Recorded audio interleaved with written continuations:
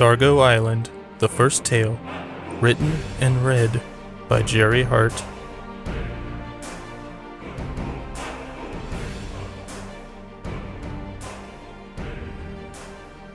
Chapter 1. Believe it or not, I'd never seen a tornado in real life until I was 19, and I've lived in Texas my whole life. I'd only ever seen them on TV, in movies and stuff like that. The one I was looking at now was on the news, but it was also down the street from my house. This didn't count though because I couldn't see it from my room. According to the meteorologist, there were two more also headed this way. They were closing in on me, and I still couldn't see them. I'd gone outside my house a few times, like an idiot, along with my neighbors, to see if the twisters were visible, but thanks to the trees and many roofs, we could see nothing. We may not have had to wait long, because a fourth twister looked to be forming over our heads at that time. The sky was so silent and eerie. I expected wind that sounded like trains, but got nothing like that. Just creepy silence. And then the hail started just as I was returning to the house. My roommate, Christy, was already hiding in her closet, but I couldn't just hide in mine and wait. For one, it was full of clothes and boxes. For another, I was simply too terrified to sit and wait. As I walked back to my room on the far side of the house, Christy called from her room, "Josh, are you sure you don't want to hide with us?" "I'm fine. I don't think the tornadoes are heading this way anymore." I was lying, but it made me feel better. When I walked into my room, I immediately turned up my TV and listened. The tornadoes were indeed headed for us. All three. I hopped into my closet with all the pillows from my bed waiting for me. I kept the TV on and the door cracked so I could stay updated. I could almost hear the train-like wind now. Or maybe it was my imagination. God, I could feel the walls closing in on me now. Was I going to die this day, one day after my 19th birthday? That's what I get for being born in May. The house shook, and I closed the door and pressed against it. I knew I couldn't keep the tornadoes out like that, but it made me feel a little better, gave me some control of the situation. Incidentally, I still hadn't seen the tornadoes, but was about to be killed by them. What a way to go. At the very least, it could have been a now I've seen everything and can die happy moment, but I couldn't even get that. I heard glass shatter and knew it was my bedroom window, just over my bed. If I hadn't jumped in the closet in time, I would have been cut to shreds. I heard a terrible sucking sound just past the door and figured my TV and computer, and possibly my bed, were being pulled from the room. If I did survive this, life would suck. At that moment, a strange thought occurred to me. Did I truly want to die today?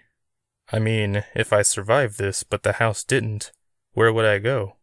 I'd moved out of my parents' house because they were always being so protective of me, treating me like a child. My truck was so crappy, in and out of the mechanic shop 3 times this year. I was dreading what the tornadoes were doing to it at that moment. My problems were trivial, but they were significant to me. I was afraid of the future, of all the problems I would face, especially of the ones I wouldn't be able to handle. The wind in the room grew louder. The tornadoes were right outside. My death was seconds away, along with the death of my roommate. I accepted my fate, but prayed for hers. She was going to have a baby in 2 months. I closed my eyes, ready for the end. It didn't come. I opened my eyes, relishing and fearing the sudden silence. I wondered if I'd gone deaf. I snapped my fingers in front of my face. I wasn't deaf. That could only mean one thing. The tornadoes were gone. I waited a minute before opening the closet door. As I suspected, the window had shattered, but my belongings were still in their places. I crawled over the bed to the window to see the sky, but the damn 2-story house next door blocked my view. I opened my door and saw more glass on the floor. Luckily, I'd put my shoes on the second the alarms went off. The glass crunched beneath my feet as I walked through the living room. "Josh DeBelko," Christy called from her bedroom behind me. "What do you think you're doing? Are the twisters gone?" "I think so. I'm checking." I was at the front door when Christy said, Boy, you are brave. You're acting like there's orange chicken out there. Be careful. I'm going back to my closet. She rubbed her belly before closing the door. I chuckled at her comment. I love orange chicken, and looked through the front door's window. The street looked calm, with only a little debris scattered around. I was relieved to see my little blue Chevy S10 still in its spot by the mailbox. I saw other neighbors being just as curious as me. No one left the safety of their tiny porches, though. I guess I would be the first. I walked the path to the driveway, making sure not to step on the beautiful, sensitive grass.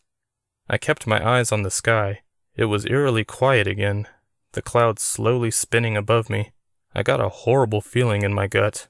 I looked back to the neighbors and saw them running into their houses, screaming and pointing. I looked up and saw a funnel headed toward the ground. One of my neighbors was standing in the street, too scared to move. I ran toward her, pushing her out of the way just before I was lifted off my feet. Chapter 2. When I woke up, I had no idea where I was. I felt a hard surface behind me, and my head hurt. I tried to move my arm, to touch my head, but someone stopped me and told me to lie still. I couldn't see them, couldn't open my eyes, so I merely groaned. I felt water droplets on my face and figured it was drizzling. I suddenly remembered the tornado. I sat up before anyone could stop me. My eyes were wide open now. I was surrounded by neighbors, including my own roommate. I felt warm wetness on my lip that I knew was not rainwater. I touched it and saw blood on my fingertips. Not surprising. My nose always bleeds when I'm truly scared. I was only surprised it didn't start earlier when I was hiding in the closet. "I don't think you should move," Christy said. "I'm fine. My neck and back are fine." 2 neighbors helped me up. "It's not that." I looked at Christy, noticing the worry in her eyes. "What is it?" You were dead." I let that sink in for a moment. There was no way I'd heard correctly. I studied myself, feeling my legs and stomach. I could feel my touch. Nothing hurt but my head. I was alive. How could I have been dead? "Are you sure?" I asked. Christy wasn't a doctor after all. She looked to one of the women who'd helped me up. She was a doctor. She was also the neighbor I'd just saved from the tornado. "I checked your vitals myself," said Dr. Harris. "You were technically dead." She was staring at me like I was a medical miracle. I held out my left wrist. "Am I okay now?" I hoped I didn't sound sarcastic because I truly was concerned. I took a few deep breaths and felt the air in my lungs. I was alive. "Clearly you are, Josh," she laughed. "Doctor!" someone screamed behind the crowd that surrounded me. Dr. Harris made her way through and kneeled down. I didn't see why until I managed to push people out of the way. Someone was lying on the ground, his eyes wide open. I could tell they saw nothing. "He just dropped," said the girl who'd called for the doctor. "He was fine." Dr. Harris checked his pulse, and then she began CPR. "He was fine," the girl repeated. He was fine, and I wasn't. Now I was fine, and he wasn't. He was alive, and I was dead. Now I was alive, and he wasn't. The paramedics took the boy's body half an hour later. His girlfriend, I assumed it was his girlfriend, was around my age. I knew that much, at least. I didn't know their names, despite the fact I'd lived in this neighborhood for a year. I only knew Dr. Harris because she came over every weekend to hang out with Christy. I helped my roommate clean up the glass in the living room, and then we sat on the couch and took stock in the fact we'd survived our first tornado together. Christy was my best girlfriend. We used to work together at a movie theater, though she quit a while ago. I, however, just couldn't leave that place. I constantly told her that she and her husband Barry would get back together soon, not only because she was 7 months pregnant, but because Barry was a good guy. He was staying with a friend until things got less crazy. I checked the news again. I assumed the storm front passed us by, but wanted it confirmed. My heart skipped a beat when I saw a demolished building in a familiar location, just off the freeway. It was the movie theater. Is that our movie theater? Christy asked. I looked at her, completely out of it. I'm jobless, I said quietly. And people could have been hurt, she reminded me. Of course. I coughed, even though I didn't need to. I'd been accused numerous times of being born without the ability to sympathize. But how am I going to pay rent now? We'll get by. Today's just not my day, I said, taking a moment to be selfish. I died and lost my job. Can it get worse? How do you feel? Alive, I guess. My head still hurts. Maybe you should go to the doctor. I would, but our neighborhood doctor said I'm fine. She sure looked at you weird, huh? The way you're looking at me now? I joked. Sorry. It's just crazy seeing you here. You were totally dead. You look like you were asleep, but I knew you weren't. I'm really surprised Dr. Harris wrote me off as okay after what happened. I should be in a hospital, even though I hate them. Well, she said she'd check on you later today. Did you see the way she looked at you after that guy died, though? The doorbell interrupted me. I could see Dr. Harris through the door's window. Christy let the doctor in. She was a pretty, middle-aged woman with light brown hair streaked with white. She and Christy played a fantasy role-playing game every Saturday night with a few other friends. They often invited me to join them, but I liked my games of the video kind. How are you, Josh? The doctor asked. I stood and nodded. Good. Headache, but that's it. That's good. She looked back and forth between Christy and me. If you'll allow it, I'd like to examine you one more time. I remembered the last time I was examined. It was a physical for high school, and I didn't enjoy it. Can I keep my clothes on? At first she didn't appear to understand, but then she laughed. Yes, you can keep your clothes on. In fact, I insist you do. I'll check on Mrs. Darcy next door, said Christy. She's old and all. Dr. Harris smiled as Christy left us alone in the living room. She then sat next to me on the couch. I held up my arm again so she could check my pulse, but she ignored it. There's something I have to tell you, she said to me. Am I okay? You are. Now. Now? You did a brave thing, saving me from that tornado. It was nothing. I could feel myself blushing. It seemed like it was going straight for you, though. Dr. Harris looked off into the distance. It was. I looked at her curiously. Of all the things I'd expected her to say, that wasn't even on the list. What? Instead of answering, she looked at the TV. I loved that theater. Too bad it's gone. She sounded distracted and was clearly changing the subject, but I decided to play along. I work there. Well, I used to. She looked at me. I'm sorry, dear. She perked up. If you're in need of a job, I may know someone who can hook you up. I perked up too. What kind of job is it? Security for a very nice community. Oh. I didn't know what to say. I'd never thought of being a security guard before. I didn't know any personally and was only familiar with ones who worked in malls or the ones in movies who always got killed by the bad guys. Are you interested? Dr. Harris asked, reminding me she was there. Yes, please. Is the community close? She thought for a moment. It's closer than it seems. Okay, I'd appreciate the help. I'll get right on it. She patted my hands again before walking to the front door. Doctor, I called before she could leave. She turned to me. Am I going to be okay?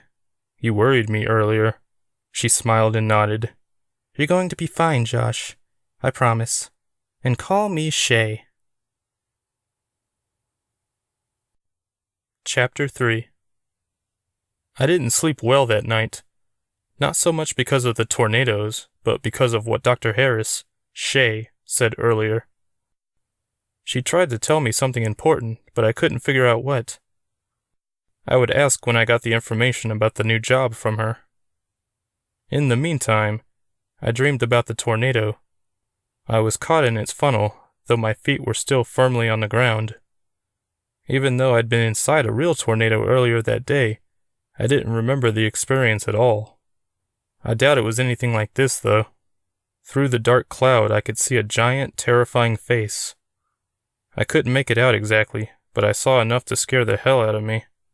It was long, pale, mean. The face backed away from the funnel and vanished. The roar of the tornado grew by the second, and then I woke up. My nose was bleeding. I was in the kitchen a few minutes later, making coffee. One thing I pride myself on is not drinking coffee. I don't hate the stuff. I just don't like the taste. For some reason, I wanted a cup now. I feared falling asleep again. It was 6 a.m. All the broken windows were boarded up, but I could see the early morning light through the front door's windows. Someone was standing just outside the door. I jumped in shock once I realized I was looking at someone's silhouette. I stepped over the spilled coffee and figured out who my visitor was before I saw them fully. "Good morning," Shay said after I invited her in. "If you say so." My heart was still hammering in my chest. I escorted her to the kitchen and offered her coffee. She drank her cup while I cleaned up my mess. "How did you sleep last night?" she asked. I looked up at her. "Not well. Why?" "I didn't sleep well either." I nodded as I threw away the soaked paper towel. "What did you dream about?" She looked off into the distance again, the way she did yesterday. She must get easily distracted. "I dreamed about an old flame," she finally said. "I wish I had that same problem." "Why do you say that?" she asked as she looked at me. I shrugged. "I've never had a flame." She cocked an eyebrow. "Really? Not even one girlfriend?" "Nope." "Why not? You're a handsome young man. You should be batting girls away with a stick." "Thank you." I turned toward the sink to wash out my cup. I could tell I was turning red. No such luck, though. We stood in silence for a moment. I couldn't think of anything more to say, and Shay merely grinned at me. Finally, she said, "Oh, I asked my friend about the job. Good news. They're hiring." I perked up at that. "Great. Should I call someone or go there or something?" "They don't have access to outside lines," she replied in a way that made me nervous. "I can tell you how to get there. It doesn't take long." "I hope not. My truck sucks." "You don't have to worry about driving all the way there. The community is on an island." "Say what?" I blurted out before I could stop myself. We were nowhere near the coast. "I knew you would react that way," she laughed. "You actually take a really neat rail train to the island." "Where is this island?" "Nearby." I shook my head. I hated vague answers. "Okay, I guess I'll trust you. Does this island have a name?" I poured another cup of coffee. She looked up at the ceiling. "It's called Dargo." Before I could ask for more info, Christy joined us. "Hey, Shay." "Christy, did little Jack enjoy the tornadoes yesterday?" She pointed to my roommate's belly. "He just stopped kicking an hour ago." We laughed. "How are things with Barry?" Shay asked. "Well, he was worried after what happened yesterday. We talked on the phone for a while, and we're going to meet for lunch later. I'm hopeful." That's great, Shay and I said together. "I know," Christy shouted, noticeably happy. "I should probably start getting ready for stupid work." She left Shay and me alone again. I turned to Shay. "You said the island is called Dargo?" "Yes." "Do you really think I'll get the job?" "I'm sure you will. You're special, Josh. Special people fit in on Dargo Island." Chapter 4. Around noon, Shay drove me to a train station in Dallas, but told me she couldn't go to Dargo Island with me. She had an appointment. "Here," she said as she took her necklace off and handed it to me. "You should wear this at all times, on and off the island. I looked at it. The necklace looked to be made of copper. At the end of the chain was what looked like a small wave. I put it around my neck and thanked her. I stepped onto the train and was repulsed by how filthy it was. Old newspapers and fast food bags covered the empty seats. Would I really have to ride this thing every day for work? I picked a relatively clean spot. There were only 2 other passengers, sitting far apart. One was asleep and looked homeless. The other was an old man dressed in a suit that looked like it was made out of tiny shards of glass. I tried not to make eye contact. The train started moving a few minutes after I sat down, heading through Dallas. I got bored watching the city pass by and eventually closed my eyes. I opened them some time later and gasped at what I saw out the window. I was surrounded by water. I pressed my hands and face against the window, as if that would help me see everything. I couldn't see directly beneath the train, but I assumed we were still on a track. What I couldn't see was what held the track up. I couldn't imagine columns rising from the ocean to support us. I must have been dreaming, right? Despite the fact I knew I was going to an island before I even got on the train, I still wasn't prepared for this. I looked to one of the other passengers and said, "Are we really going to an island?" The man dressed in the glass suit looked at me and smiled. "That's what they tell me." "Why are you going to Dargo Island?" "I live there." "Why are you?" "I'm getting a job there." "Oh, I guess you'll be working for me then." "Yes, sir." I smiled. I felt like I already had the job for some reason. "How are we crossing the ocean from Dallas? When did we leave the train station?" The man laughed. "Well, to answer your first question, there are parts of Texas not many people know about. As for the second question, we left the station 5 minutes ago." 5 minutes? The man laughed again. "My name is Rockney Stockwell. That sleeping fellow over there is Trick." He offered his hand and I shook it. "I'm Josh DeBelko." "Pleasure to meet you, Josh." "You too, sir." "Please, call me Rockney." "Only if you call me Dr. DeBelko." Rockney stared at me for a moment. "That was a joke," I said quickly. "You don't know me well enough to know my sense of humor." Rockney suddenly burst into laughter. It was a pleasant, squeaky laugh. I liked it a lot. "Well, Dr. DeBelko, I think you'll like the job. It's easy. It's a very eclectic community full of colorful characters." The pauses made me curious, but I said nothing, only nodded. "I guess I'm lucky there's an opening. I don't have to meet the security company or anything." "You just did, and I think you're perfect for the job. Though lucky is a strong word." I like to think I'm perceptive, and I didn't like that last statement. Did something happen to the other guy? Rockney looked away, taking in the sun through the tinted window. "He died," the kindly old man said. "Oh, how?" Rockney noticed my necklace. "Where did you get that?" he asked. I held it up. "My friend, Shay Harris, gave it to me today. She's the one who told me about this job." "Shay gave you that necklace?" "Keep it on you at all times while traveling to and from the island." "She told me the same thing. Is it important or something?" He looked over his shoulder again, at the ocean this time. "Yes, Dr. DeBelko. It's very important, if she felt the need to give it to you." "Do you have one?" I asked. "No, I don't need it. Just newcomers." Despite the ominous warning, I was excited about this journey. I was traveling over the ocean in a rail train, in a part of Texas not many people know about. I felt like I was in a dream. I didn't quite know how I felt about having to leave my truck in a parking lot every day in order to take this train to work, but I would worry about that later. "What do you do for a living?" I asked Rockney. "I don't work. I simply walk around the city in this wonderful suit." "Why?" He studied me.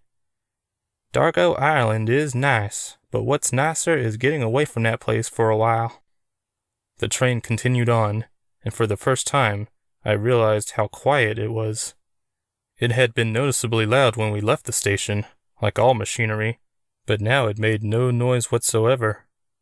"You can hear the ocean now," Rockne said suddenly. "Are you a mind reader?" I asked. Rockne shrugged. "This train is made of very special material. You only hear the ocean if you want to. If not, you can drown it out, so to speak." I wasn't sure how that was possible, but I decided to try. I simply focused on Rockne. "How long does it take to get to the island?" I asked him. I could still hear the water around us. 5 minutes. "No way." I looked out the window again, but saw nothing except ocean and sky. "How long have we been traveling now?" 5 minutes. "It's been longer than that, hasn't it? I told you this train is special." He spread his hands and grinned. "Do you still hear the ocean?" I listened but heard nothing. Nothing at all. Some time later, the train slowed down. I only noticed because the water didn't pass as quickly as before. I almost fainted when the ocean suddenly ended in a large waterfall bigger than Niagara Falls. It stretched on forever on both sides of the train. I braced myself, expecting a long, deadly fall. It never came. We continued on our way, seemingly riding on air. I suddenly heard the roar of the waterfall, as if someone had unmuted a TV. "You can hear the waterfall because you're focused on it," Rockne shouted behind me. I turned to him, and he laughed at what I guessed was my astonished expression. I reached a point where I couldn't believe any of this was real. It couldn't be. I focused on Rockne again to drown out the roar of the water. The sound slowly faded. I sat down, never taking my eyes off my travel companion. "Is this real?" I asked simply. "Indeed, it's all very real." The edge of the world, as I would later come to call it, was half a mile past us now. The water fell into a hazy abyss. Moments later, we passed tropical plants, and then we stopped. "We have arrived at Dargo Island," Rockne announced. I followed Rockne off the train onto a platform that looked like it was made of crystal. I looked back the way we had come and could barely see the edge from here. I couldn't see the track at all. "It'll return when it's needed," Rockne said. "Are you reading my mind?" I asked, completely numb. "No, you're just incredibly easy to read." He pulled a handkerchief from his breast pocket. "Your nose is bleeding." I didn't doubt it. I was terrified.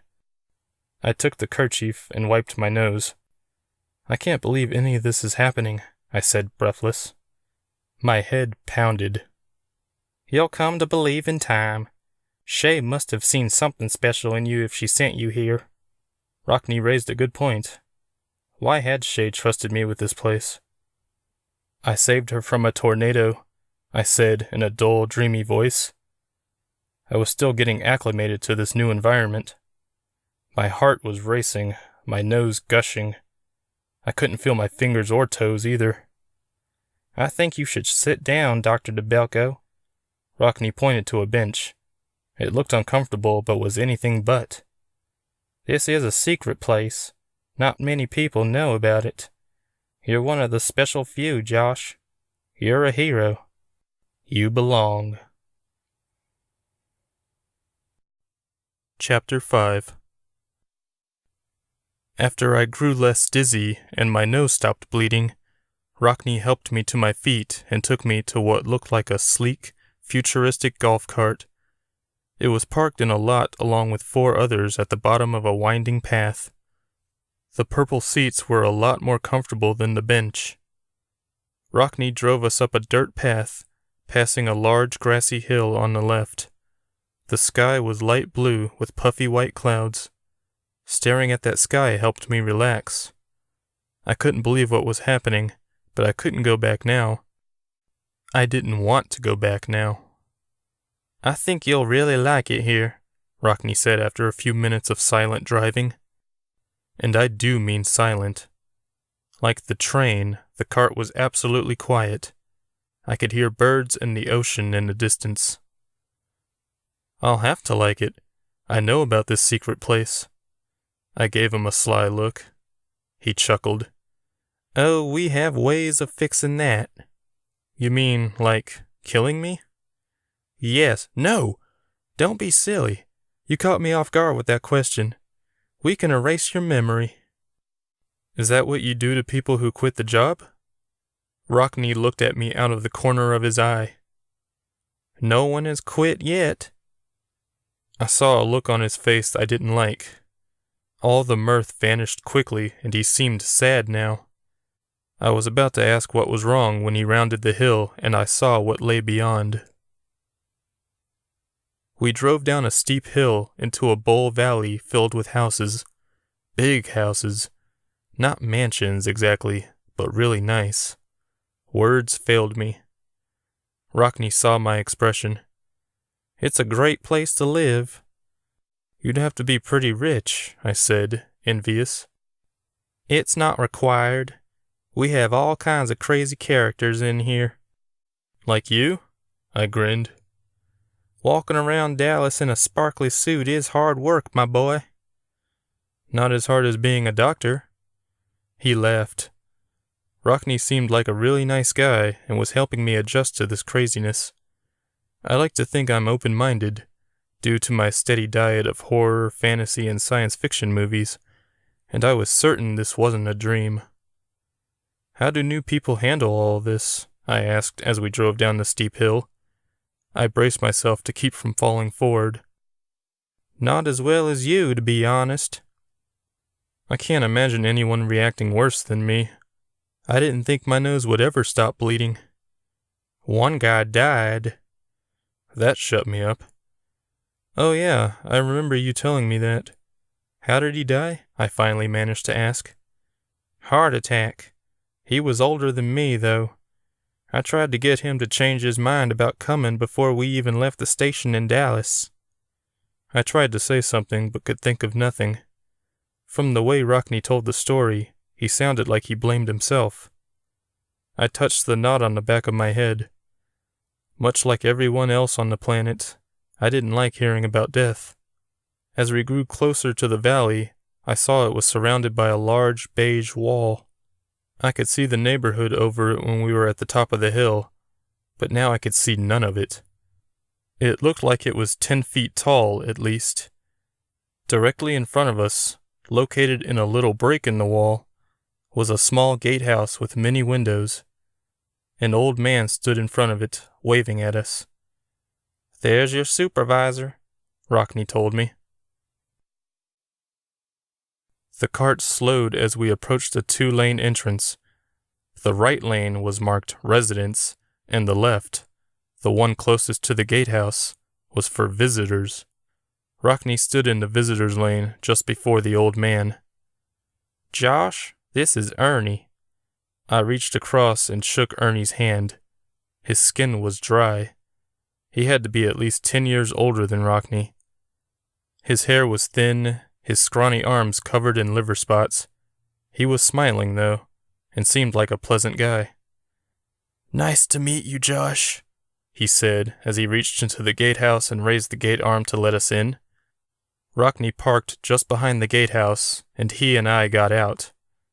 We walked back around to where Ernie waited. He was wearing an all-black uniform with a gold badge over his heart. I wondered what I'd look like in such an outfit. Ernie escorted us into the gatehouse, which was pretty spacious but very old-fashioned. It even smelled like an old building. I guessed it was built in the 70s. We stood by a desk with 4 monitors set into it. There were several cameras giving us different views of the entrance and exit. I saw a couch and a bookshelf in a den just outside the office. This place was almost like a small apartment. Pretty comfy, eh? Ernie asked me. I actually felt uncomfortable and overwhelmed, though I didn't know why. I grinned noncommittally. Well, Rockney said, stepping outside once again, I should leave you guys to your business. Take care of him, Ernie. He's a swell guy. I grinned more naturally. Rockney walked back to the cart. I watched him drive farther into the neighborhood, disappearing down a hill. "Have a seat."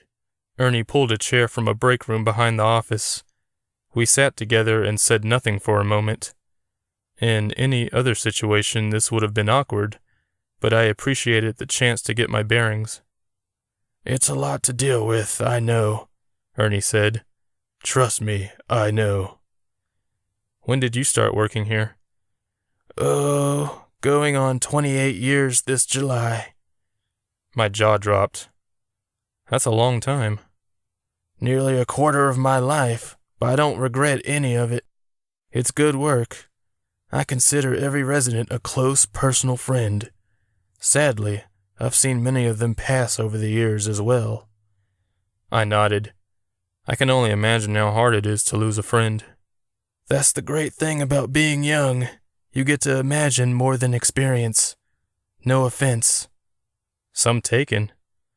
We laughed, but he was right, to an extent. I doubt he'd ever been sucked into a tornado and killed, and then brought back to life. "First thing I should tell you is that this place is not your usual gated community." I rolled my eyes dramatically. "You don't say." He chuckled. "What I mean is, the residents aren't exactly what you call human." That caught my attention. "What do you mean?" "Well, take Rockney for example. He knows magic." "Like a magician?" "More like a wizard." I took a moment to process that. Is everyone here a wizard? "No, just him." Ernie grabbed a large book from the desk and flipped it open. "Here are all the residents and their addresses. There are 5 houses in all, and most of the residents stay in their homes, so you won't see much of them. The main ones who come and go are Champagne Dubois, who lives across from Rockney, Victor Stonecrusher, who lives next to Miss Dubois, and of course Rockney." "Is Victor a man?" I asked. "Very much a man, and by that, I mean he's very macho. He's constantly challenging me to arm wrestling contests. Someday I may take him up on one. To really answer your question, he's a dwarf." I nodded. "And everyone else stays in their homes?" "For the most part. There are 2 sisters we call the Bells. Their names are Sanita and Chantel. They have hospice care, so nurses will come and go through here as well. They're all on the residence list, so you can just let them through. Always check the lists first, though." I nodded. "Sounds easy enough. Where do the residents go when they leave here?" "There are a few entertaining places here on the island, places you are welcome to patronize as well, and sometimes they'll leave the island altogether on the train." "Are those the only 3 people I'll see the most? Rockney, Victor, Champagne?" Ernie took a long moment to respond.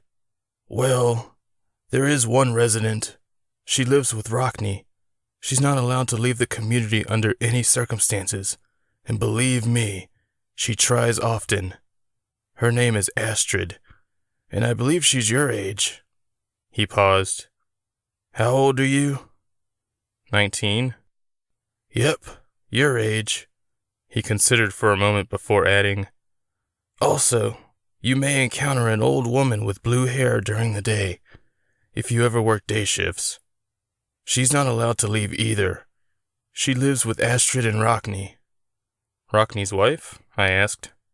"No, not at all. She's related to Astrid, so to speak. Astrid is the youngest person living in the village, so you should easily recognize her." "What if she has friends over?" "She doesn't have any visitors." "That's sad." "Well, I misspoke. She has one visitor.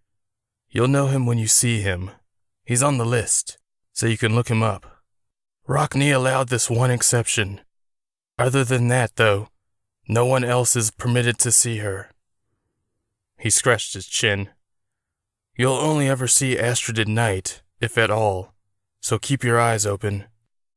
If anyone other than that one visitor comes along to see her, send them away and call Rockney or myself. Our numbers are in the book." I studied him. He seemed anxious. "For such an easy job, you're making it seem complicated."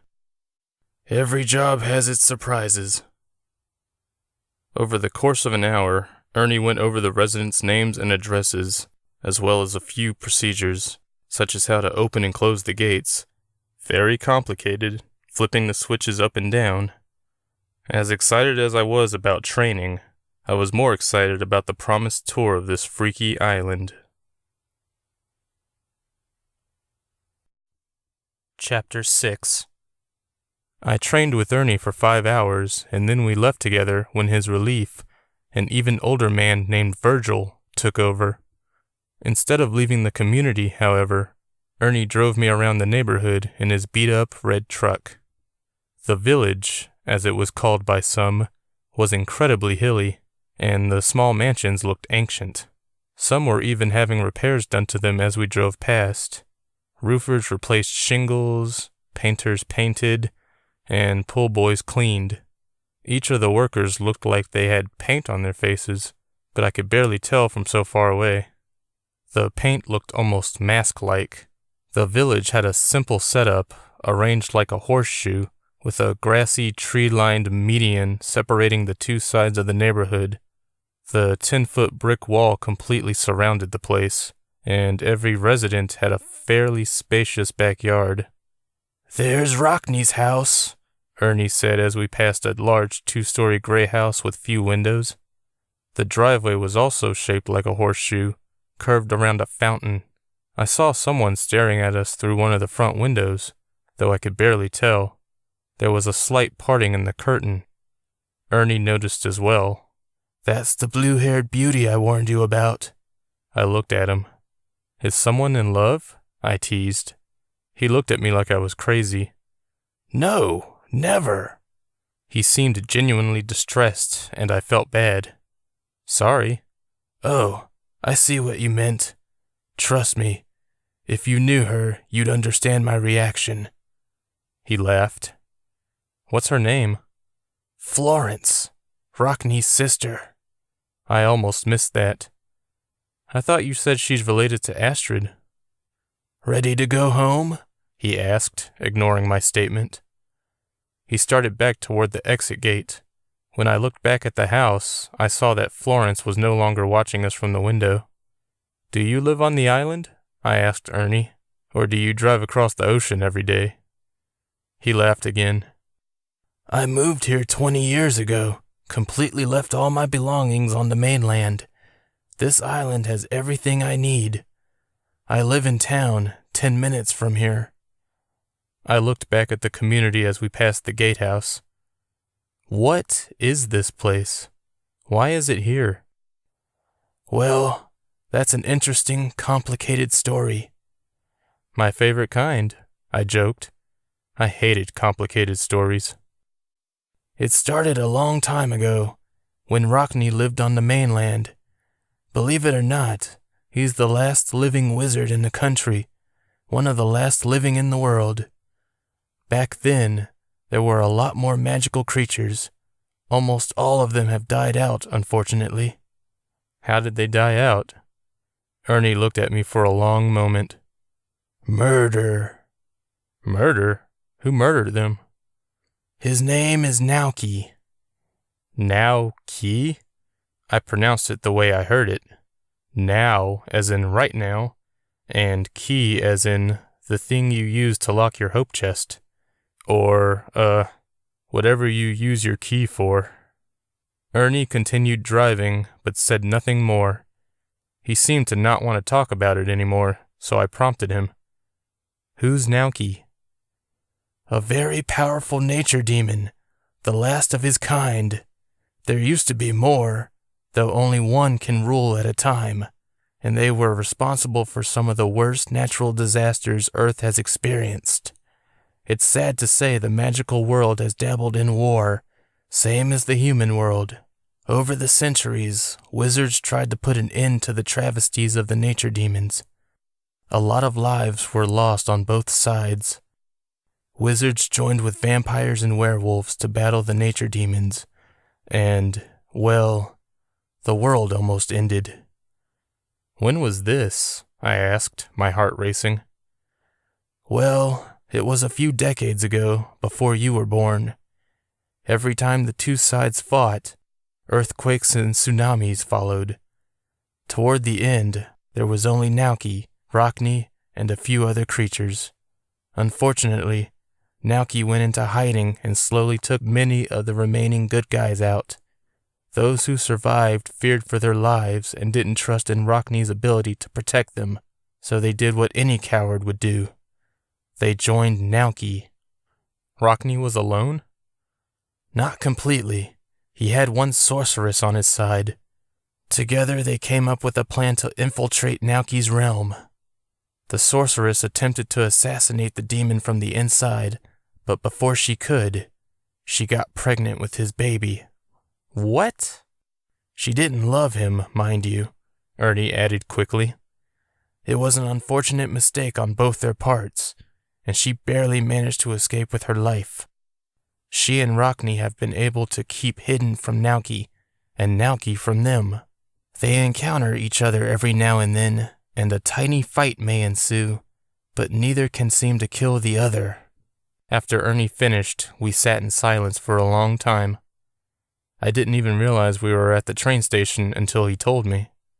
"Nauki doesn't know about this place?" I asked. "Not to my knowledge, no." "But we're surrounded by water and air. How could he not?" "He's the sole remaining nature demon. He is weak, his attention scattered. He only expends his energy if he knows it will benefit him." I thought about the nightmare, about the tornado with the face. I told Ernie about it. He seemed unworried. "Oh, I'm sure he won't find anything out from you." "That's good," I laughed. "And, despite all of that, with the war and everything, you trust regular people like me to protect you?" "Who else is there?" he asked. "The government?" Ernie shook his head. "No way. The less people know about us, the better. Besides, if the government knew about the superhumans living here, what do you think they would do?" "Study them?" I guessed. "Exactly. No, things are better this way." "But you and I would be no match against Nauki, would we?" "I heard you already had a run-in with him and survived." "I died." "And then you returned." He let me think about that for a moment before saying, "Besides, we're there to keep the islanders away. There isn't much danger of the supernatural persuasion." "And there hasn't been a problem like that?" Ernie stopped in the lot next to the trail that led up to the train. "Not yet." I thanked him for the ride and took the train home. The next day would be my first shift on my own. Chapter 7. I wasn't surprised when I dreamed about Nauki again that night. I was worried, however, about what I might give away to the nature demon. Nauki didn't know where Dargo Island was, and I didn't want to be the one to give away the location. I was in the center of the tornado again, with that face staring at me behind the swirling cloud wall. Nauki's eyes were large, white, and creepy. "You've been there, haven't you?" he asked. "Where is it?" "None of your business. I know all about you, about what you want." I could tell at once Nauki wasn't pleased with that response. I didn't care. "I could kill you right now, drop a tornado on your house, or open the earth beneath your sleeping form." I gulped. "Go ahead." I waited to die, but nothing happened. It was hard to tell, being in a dream, but I was pretty sure I wasn't dead, and I was fairly certain Nauki couldn't do anything to me. Ernie had said himself the demon's power was very weak, and he'd expended almost all of it on the day of the tornadoes. Why do so? Who was he trying to kill? Was it Shay? It had to be. She knew about Dargo Island. But, just maybe, he wasn't trying to kill anyone. "I have my eye on you," Nauki said. His voice was calm, but his words were venomous. "You think you can hide, but I will always find you in your dreams. Always. I woke up with my ears ringing.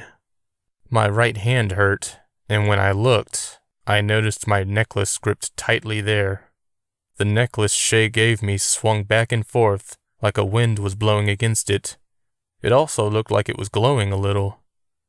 I'd accidentally taken it off before I went to bed. I would never do that again. I put it on and lay back down. Later that morning, I grabbed a book from my bookshelf and picked up where I'd left off. Sadly, I'd been working on this book for a year. It was boring. Unfortunately, I have to finish what I start. That includes terrible books. It was a trait I wished I could get rid of. I was past the halfway mark of the book but couldn't remember anything I'd read. My phone rang an hour later and I answered it, grateful for an excuse to stop reading. "What's up, Esteban?" "Want to catch the heifer at noon?" he asked. I laughed. I loved the title of the comedy that was just released. "Sure. I'm glad you want to see it so early. I have to work tonight anyway." "Oh yeah," Esteban said. "I forgot to ask you about your job. I was at work during the tornado outbreak. You start a new one or something?" "Yeah, the very next day. I already trained, and I start my first shift alone tonight." "What is it?" I hesitated, not knowing how to explain my new job. "I guard a neighborhood full of supernatural creatures that are hiding from a nature demon called Nauki." It just didn't sound quite right. "I work security for a rich neighborhood." "Oh, cool." Esteban sounded genuinely impressed. "My grandpa got a job like that, but he died on the way there." I held the phone to my ear, not sure what to say. He'd never told me that before. Otherwise, I would have remembered when Rockney told the same story. Had it been Esteban's grandpa who died while traveling to the island? "You still there?" he asked me. "Yeah, sorry, just thinking." I looked at my clock to see it was nearly 11 a.m. "I'll get ready and meet you at the theater." "Wait, which theater are we going to?" "The tavern. Do you even still work at the movie castle?" "I don't know. I asked my manager and he said until the building is repaired, no one is working there. I couldn't wait." "I see. Also, this movie better be good or I'm gonna knock you out." I chuckled. The last comedy we saw, A Pig Named Panda, was awful, and Esteban constantly reminded me of my poor movie choices. He always told me I wouldn't know a good movie if it bit me on the back of my neck. I don't think I'd know what anything was if it bit me on the back of the neck, but I'm not one to argue. I took a shower and was on the freeway 20 minutes later. I parked in front of the theater, located next to a mall, and walked up the large steps to the entrance. I saw Esteban standing at the ticket kiosk, scratching his head. He had short brown hair similar to mine, but he was a bit chubbier than me. He carried the weight well, though, and he was a lot stronger than me.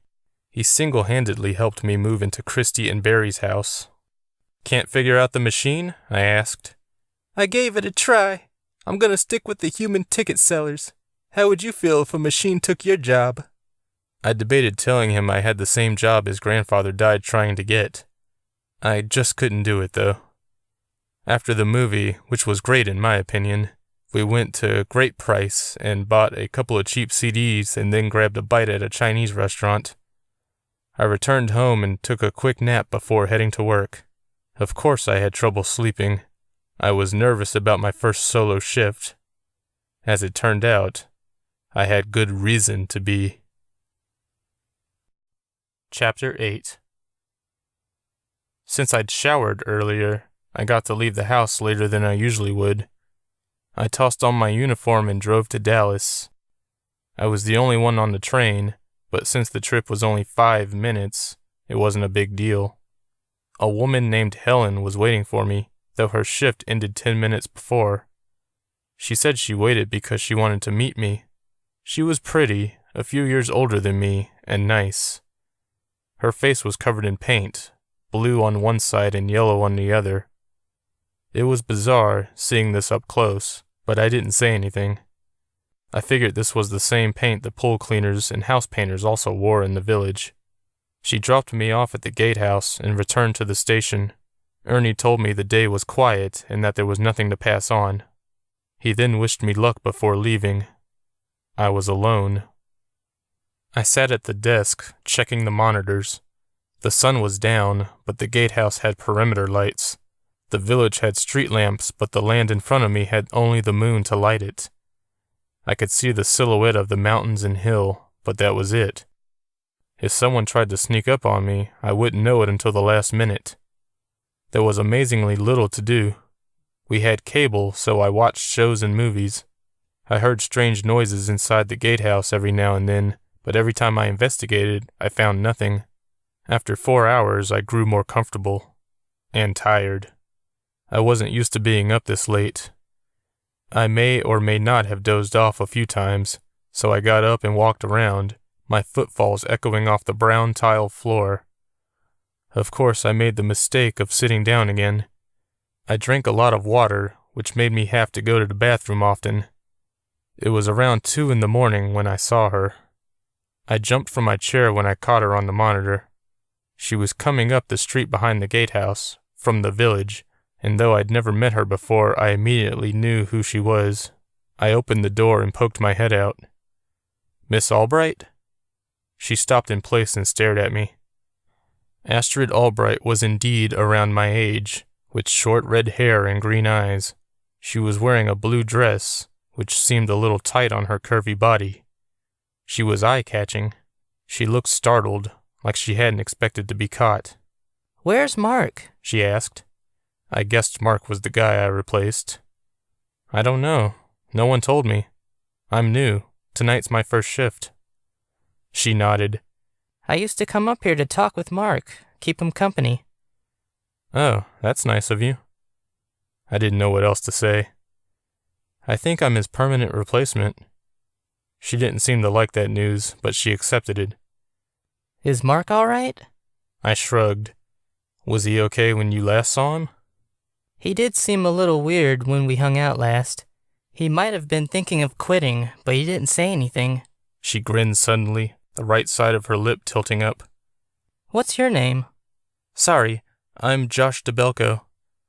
"Nice to meet you." We shook hands. "As you already know, I'm Astrid Albright. Can I come in?" I backed up to let her in. She slid the door closed behind her. "How are you liking it so far?" she asked. "It's cool. I'm really tired, though." "Mark was too, when he first started. He got used to it." "You really like him, don't you?" I didn't know why I asked. It just slipped out.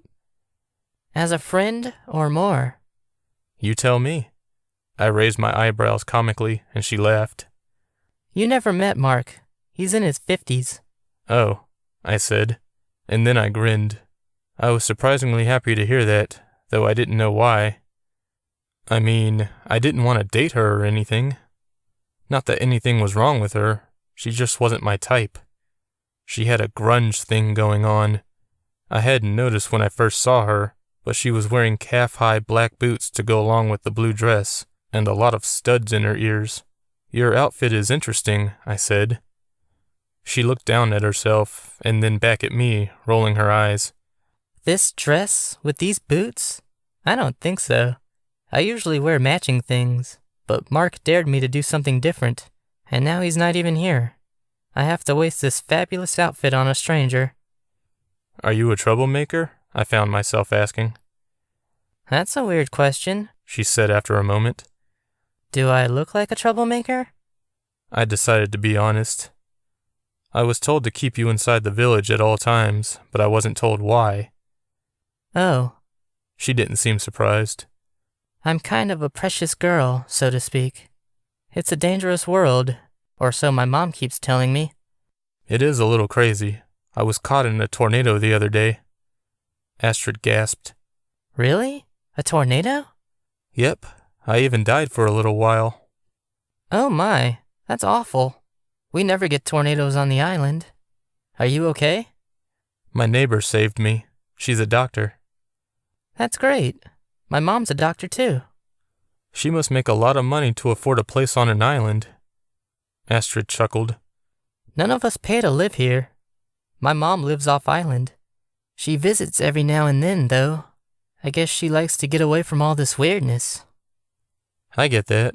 I'm still getting used to guarding Freaks? she guessed. I wasn't going to say that. I know. It's just, I've never experienced anything like this. I feel like I'm dreaming or... Dead? Stop finishing my sentences, I joked. I'm pausing dramatically for a reason. We laughed. I looked out through one of the front windows and nearly jumped out of my skin when I saw a large figure approach from the mountains. What is that? I asked. Astrid looked, and then jumped from her chair. That's Cormac, a friend of mine. He's on my list. He's huge, I said as I checked the one name on her list. It was Cormac, all right. Yeah, he comes from a big family. I watched Cormac come down the hill. He looked to be more than 9 feet tall and was very skinny, with long arms. His yellow t-shirt barely fit him, exposing his stomach to the world. He had better abs than me. Is he your boyfriend? I asked Astrid. No, we're just friends. Cormac approached the gate and looked at us as we met him outside. Astrid introduced us. I shook his large hand. Despite his size, he was very gentle. Cormac doesn't talk much, Astrid continued. Since you know about the weirdness of this island, I can tell you he is a giant. A real giant. Cormac nodded, his shaggy brown hair bouncing. His nose was large, but other than that and his size, he looked like a regular boy. Well, we should go, Astrid said as she led her friend into the village. We'll talk later. I waved at them. Chapter 9. Guarding a gated community full of supernatural creatures is not something many people can admit to, and it bothered me not being able to talk about it with anyone. I definitely couldn't talk to Esteban, despite the fact that he was my best friend.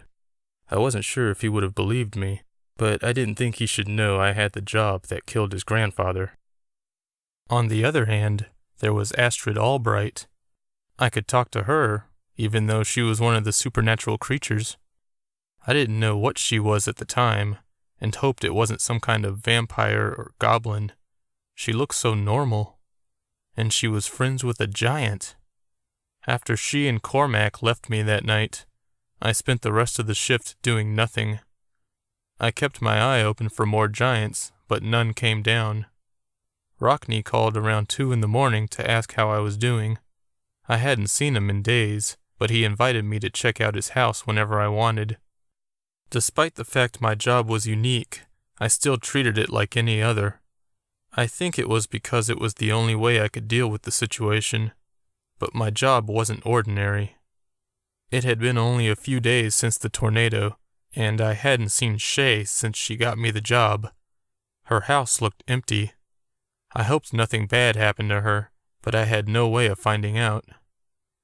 I worried for my own safety, despite Rockney's assurance I would be fine.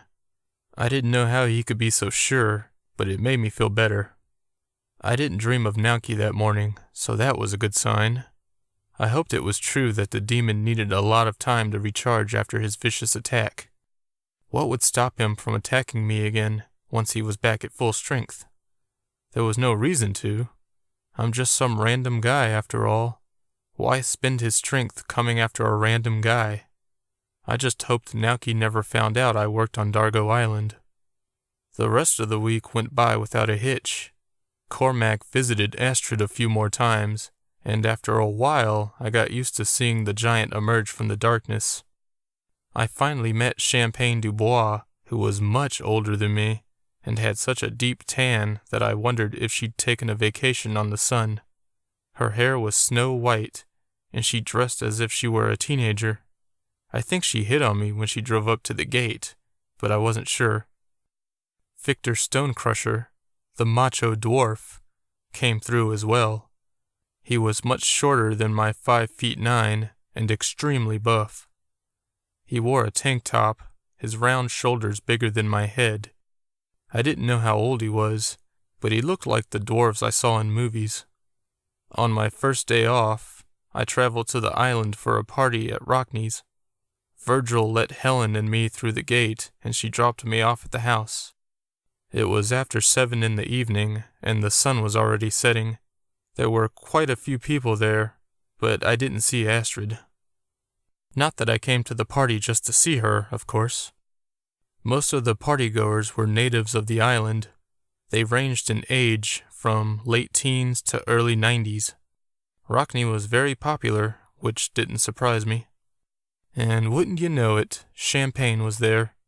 I was grabbing a soda from the fridge when she approached me. "Hey, Sugar Belle," she greeted. She always called me Sugar something. The day we met, she called me Sugar Cat.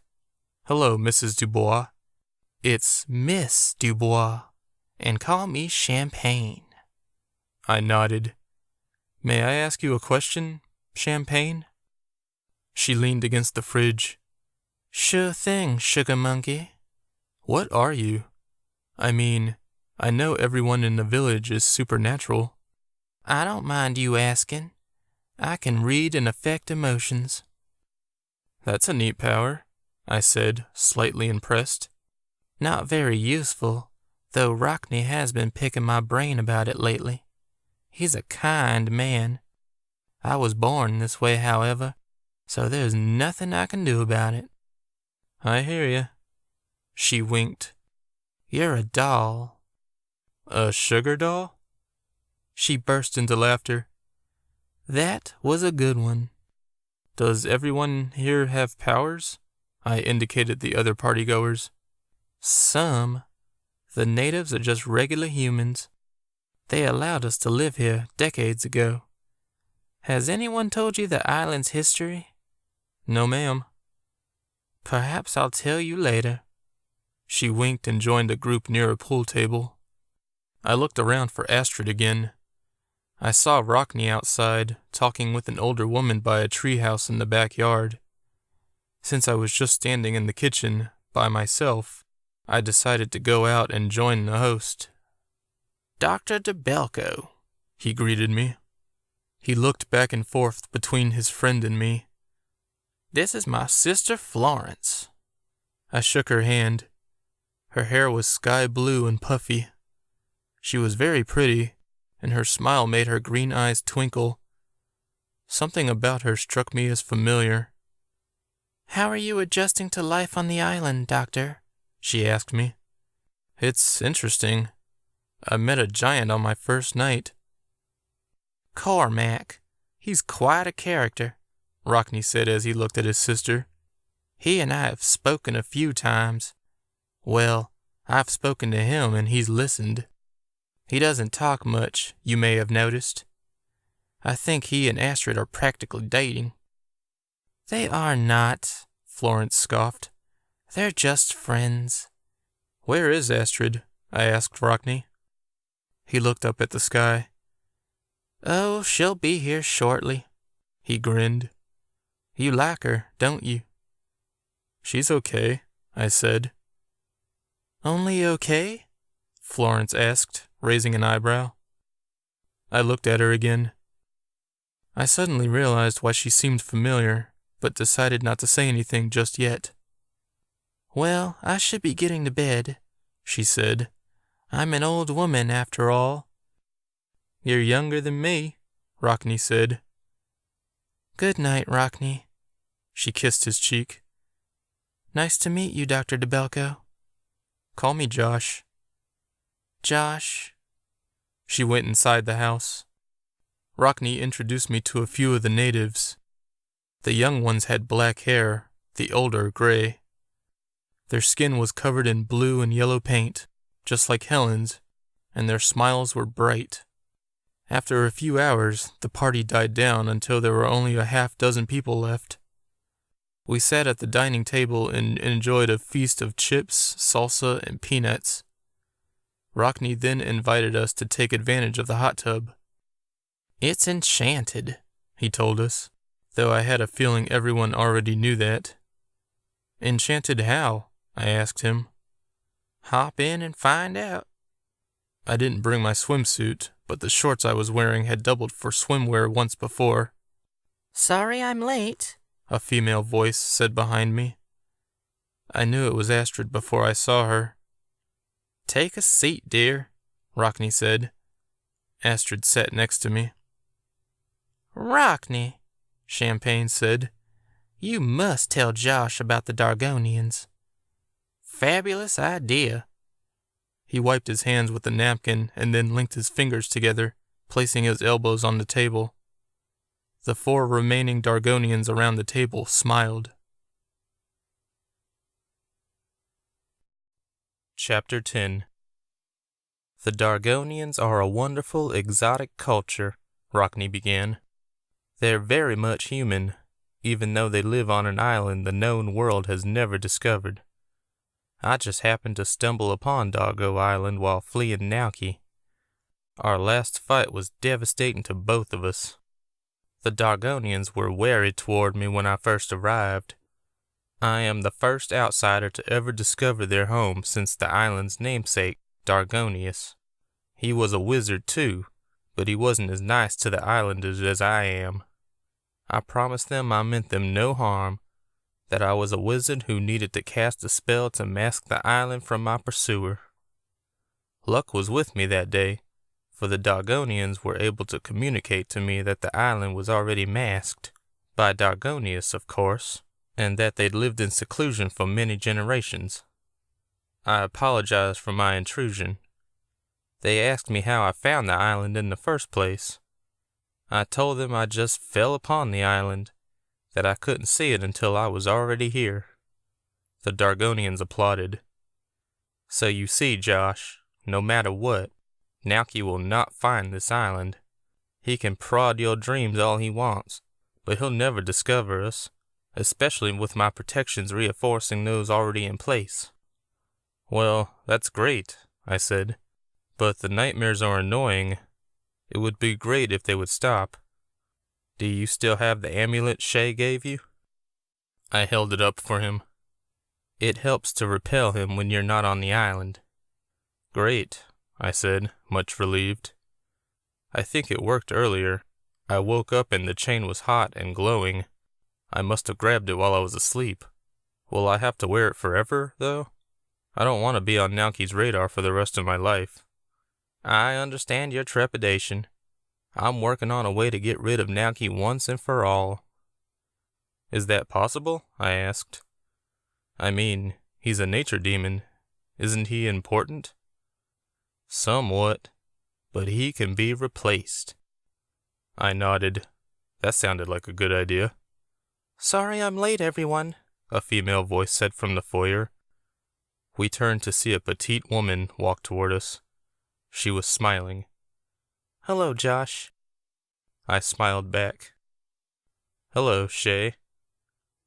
I wasn't surprised to see my elusive neighbor. Nothing shocked me at that time. Shay took a seat across from Astrid and me, staring at us warily. I didn't understand why. Where have you been? I asked her. Oh, I've been laying low. I take it you've heard of Nauki by now. Yes. Shay nodded. I managed to hide from him for a while, but after the tornado, I knew it wasn't safe for me there. What about me? I still have the necklace, but if he already knows where I live, he can find me anyway. True, but he won't hurt you. Why not? He has to reserve his energy for fighting us, she said as she looked at Rockney. We have a plan. I nodded. Okay, so who are you all to each other? Astrid told me her mom is a doctor who lives on the mainland, so I'm guessing that's you. I pointed to Shay, who looked shocked.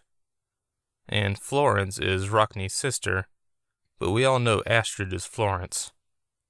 Now Rockney looked shocked. How did you know that? I shrugged. I'm not stupid. I could see right through it. Did you use your magic to disguise her or something? The whole table stared at me. I didn't do anything, Rockney said. I'm cursed, Astrid said. and obviously I'm not Rockney's sister. That's a secret identity to protect me during the day. How old are you really? I asked. 19, just like you. What's this curse about? Naoki, my father, cursed Mom when she tried to escape him. She was pregnant with me at the time. I looked at Shay. So you're the spy Ernie told me about. You tried to kill Naoki. Shay nodded. Ernie has a big mouth. I chuckled. I just wanted to know what I was getting myself into. It's not his fault. I figured out most of it for myself. The curse was supposed to make Mom age really quickly and die, but I absorbed it. Astrid said. It was all Naoki could manage in his weakened state at that time. I looked at her again. Are you aging fast? Are you going to die? I asked in a quiet voice. No, I just turn into an old lady during the day for some reason. Always the same age. My dad... Naoki? Shay interrupted. Naoki doesn't know what I look like, or that the curse affects me this way. He didn't know Mom was pregnant with me, so it's unprecedented. Makes for an effective cloaking device, Rockney added with a grin. Why are you hiding from Naoki? I asked Astrid. I mean, I know he's a bad guy, but what would happen if he found you? Instead of answering, she looked at her mother. If he got a hold of Astrid, he would absorb her energy and restore his own, Shay said. She's his flesh and blood, his last reserve of power. If he regains strength, he'll destroy the whole world just to get at us. My eyes grew wide. I was expecting something bad, but not that bad. Are you guys sure Naoki can't find this island? The magic that hides this island is powerful, Rockney said.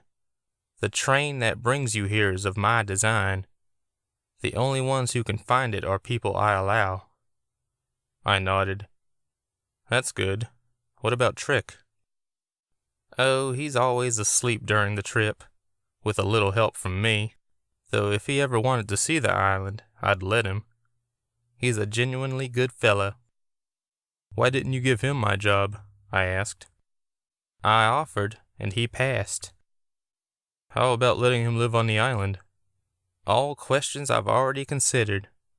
He actually likes his life the way it is. Maybe one day he'll change his mind, and the offer still stands when he does. Don't worry, your job's safe. Enough talk of sad things, Champagne said. Let's hit the hot tub. Rockney laughed. Great idea. You might want to try it, Shay said to me. It might help with that bump on your head. I touched the bump reflexively. It was still tender after hitting it on the street. How will it help with this? Let's find out, Rockney said. We followed him outside to the hot tub. It bubbled furiously, the water blue and foamy. It was quite large, the size of my bedroom. I pulled off my shirt and shoes and slowly settled in. Astrid took off her skirt and top, revealing a red one-piece bathing suit. I looked away as she got in as well. You already saw me, she said with a laugh. I know. Rockney, Champagne, Victor, and the 4 Dargonians joined us. The warm foam felt great against my skin. Dip your head under the water, Shay said. I stared at her for a second, and then sank beneath the surface with my eyes closed. The bump on the back of my head started to sting, but I ignored it. I didn't know how long I was supposed to stay underwater, so I counted to 10 and then resurfaced. How does your head feel now? Shay asked. I felt for the bump, but couldn't find it. What happened? The hot tub has healing powers, Rockney said. I'll bet. I laughed. This is amazing. Maybe I will move to this island someday. You're more than welcome, my boy, Rockney said. You're more than welcome. Oh, Champagne said suddenly. Look who's here. She was looking toward the back porch door. I turned around and saw 2 old ladies, twins by the looks of it, standing there. They were short and hunched over, with matching canes. Another woman stood behind them, I guess she was their nurse. "It's the bells," Victor announced. He leaned closer to me and whispered, "They are the resident psychics. Sunita's on the left, Chantel on the right." "Cool," I said. I smiled at them. The moment they saw me, they gasped. Death, Chantel said. "Destruction," Sunita added. fire. "Tsunamis." The nurse tried to comfort the old ladies. Rockney jumped out of the hot tub and headed over to them. Together they ushered the twins away. I didn't know what to say. I felt like I'd caused them to freak out like that. I looked around at everyone in the tub, and they stared back at me. I wanted to sink under the water again. Chapter 11. When I woke up the next day, I couldn't remember where I was. After Rockney's party, I'd asked him what happened with the bells, but he said not to worry about it. Then, I couldn't remember. I looked around at my surroundings and didn't recognize the room I was in. This was not my room. I got up from the bed and walked into a long hallway on the second floor. I looked over the guardrail and saw a large, familiar living room below. I was at Rockney's house. I heard noises coming from the kitchen and smelled bacon, so I went downstairs. Rockney was at the stove, his back to me. "Good morning, Josh," he said without turning. "Good morning. Did I fall asleep here?" "Yes. I should have warned you. The hot tub exhausts you after healing. I bet you feel like you've run a marathon." I noticed I did. He made a plate for me. It was loaded with bacon, eggs, grits with butter, and a biscuit.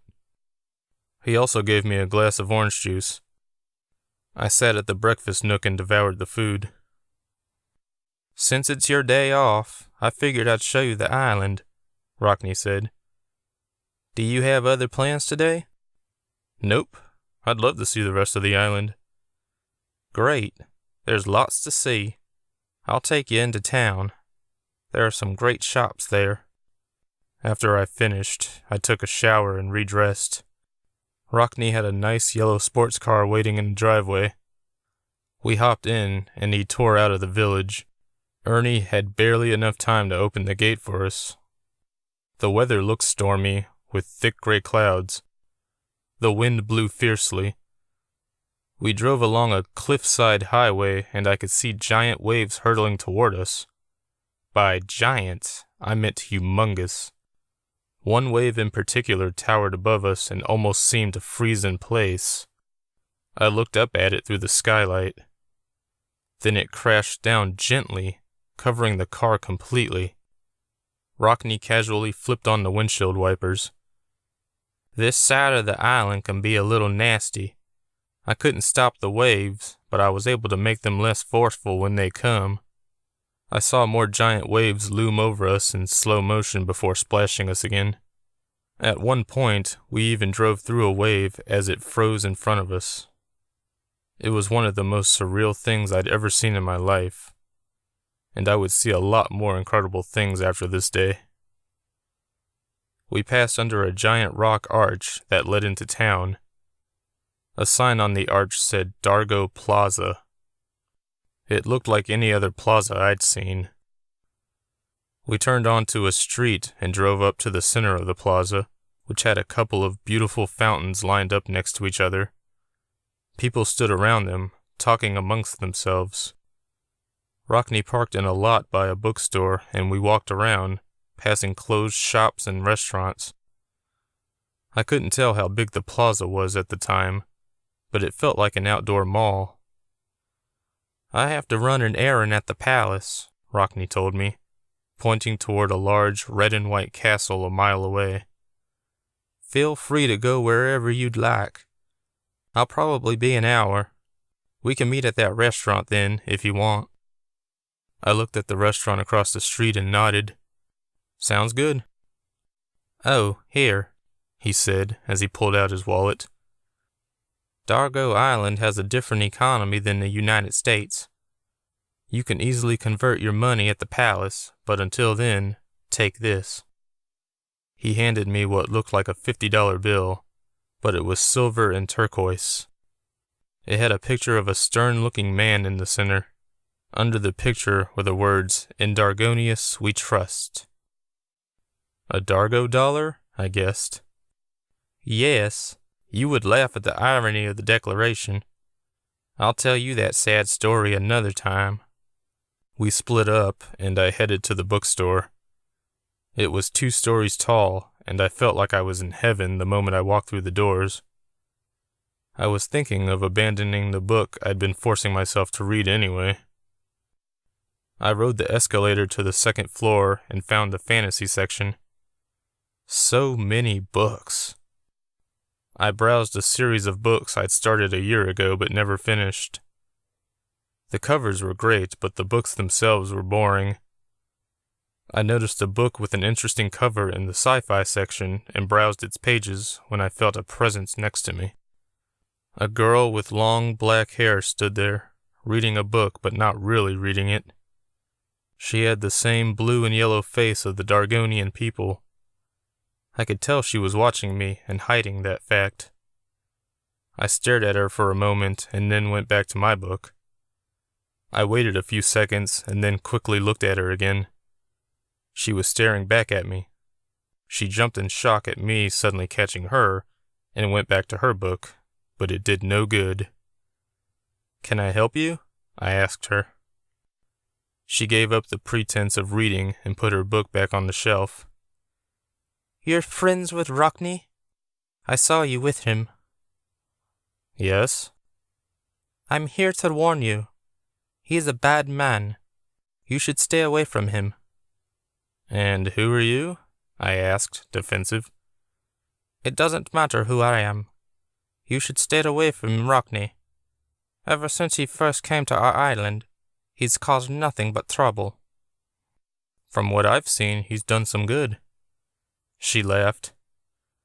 "He has everyone wrapped around his finger, but there are some who aren't as easily fooled. I hope you, too, will see him for who he truly is." And then she was gone.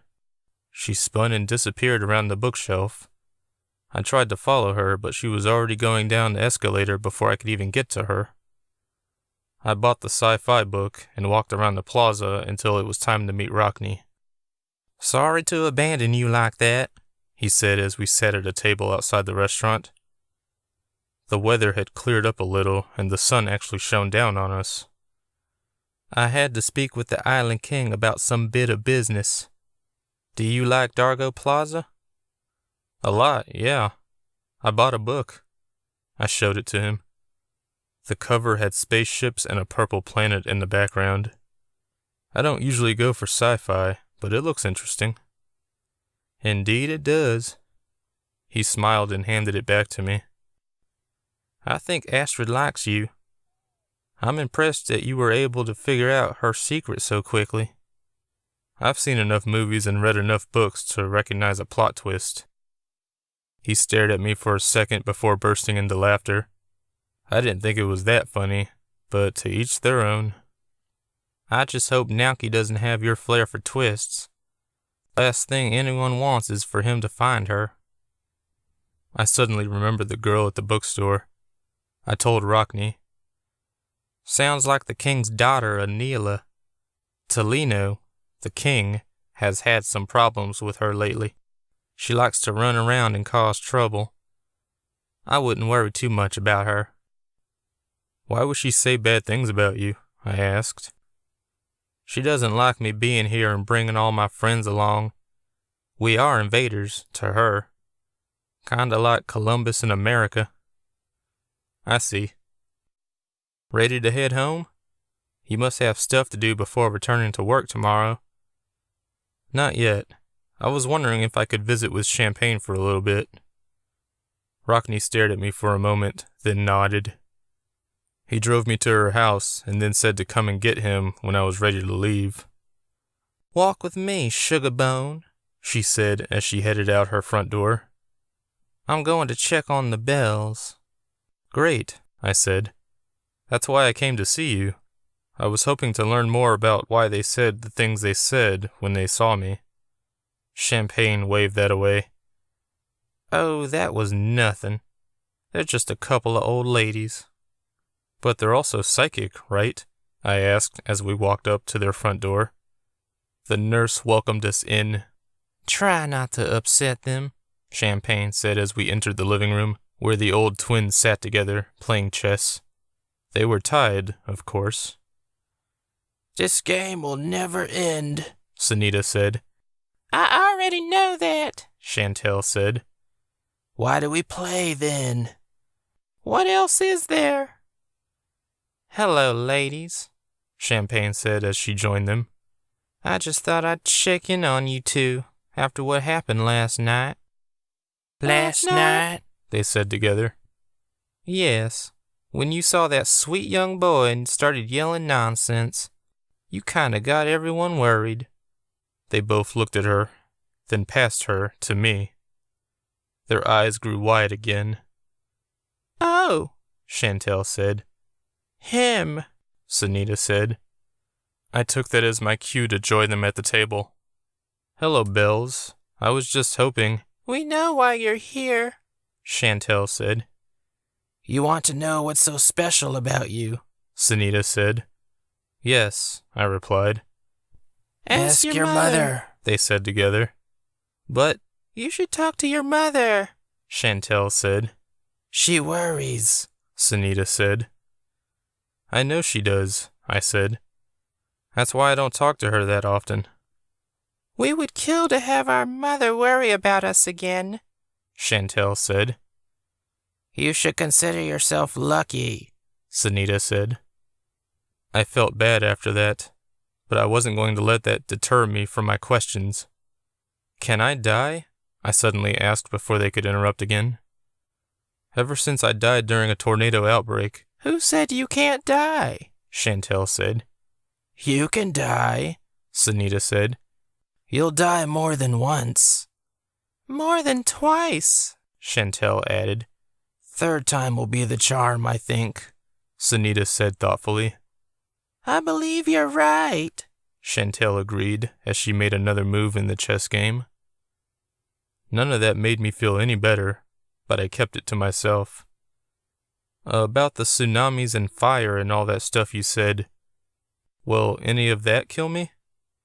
Maybe, Chantel said. Maybe not, Sunita said. Don't worry about that, Champagne chimed in. I'd forgotten she was there. They always tell me I'll meet my death by birds.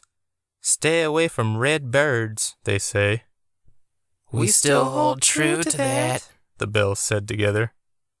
Bad things are coming, Chantel said. What things? I asked. The bells suddenly grabbed my face, both claiming each cheek as their own. Not sure exactly, Chantel said. Just be careful who you trust, Sunita said. Then both sisters grew quiet and went back to their game.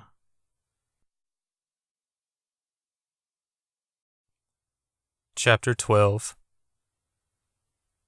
I woke up late the next night and didn't even have time to shower before I was out the door and in my truck. Imagine how loudly I yelled when I turned the key in the ignition and the engine didn't start. I banged on the steering wheel until my palms hurt. Christy was out with her husband, so she couldn't drive me to Dallas. I looked down toward the end of the street and saw a familiar black car coming my way. It parked next to me in the street, and I rolled down my window. "Aw, man, you have to work tonight?" Estevan asked. "Yes." "I guess you forgot about my birthday." I suddenly remembered before he even finished the question. I rolled up the window and got out of the truck. "Sorry, man, I did forget. Every year we went bowling with his friends. Since he lived down the street, he always picked me up around this time. My truck won't start though, and I need a ride to work. Can you take me?" "Sure." I hopped into his car, and he drove me to the train station. "You have to take this thing to work every day?" he asked. Yes, it's not as bad as it seems. It only takes 5 minutes. Whatever you say. Before I got out, I said to him, "We can hang out tomorrow before I go to work. Sorry I forgot." No problem. He stared at the train while he said this. He seemed distracted. As I got on the train, I noticed the sky getting cloudy. The wind picked up dramatically. I sat in my usual spot. Trick walked on a moment later and sat directly across from me. I waved at him and he waved back, but he looked dazed. I'd never seen him awake before. "Rockme told me you don't want to live on the island," I said, trying to spark a conversation. He nodded. "Why not? It's a great place." Trick shrugged. "I've been thinking of moving there," I told him.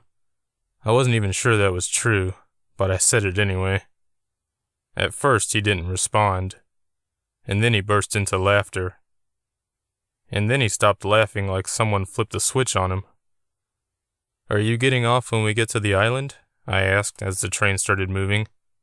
He nodded. The trip to the island was the roughest yet. The waves were so big they actually slapped against the windows.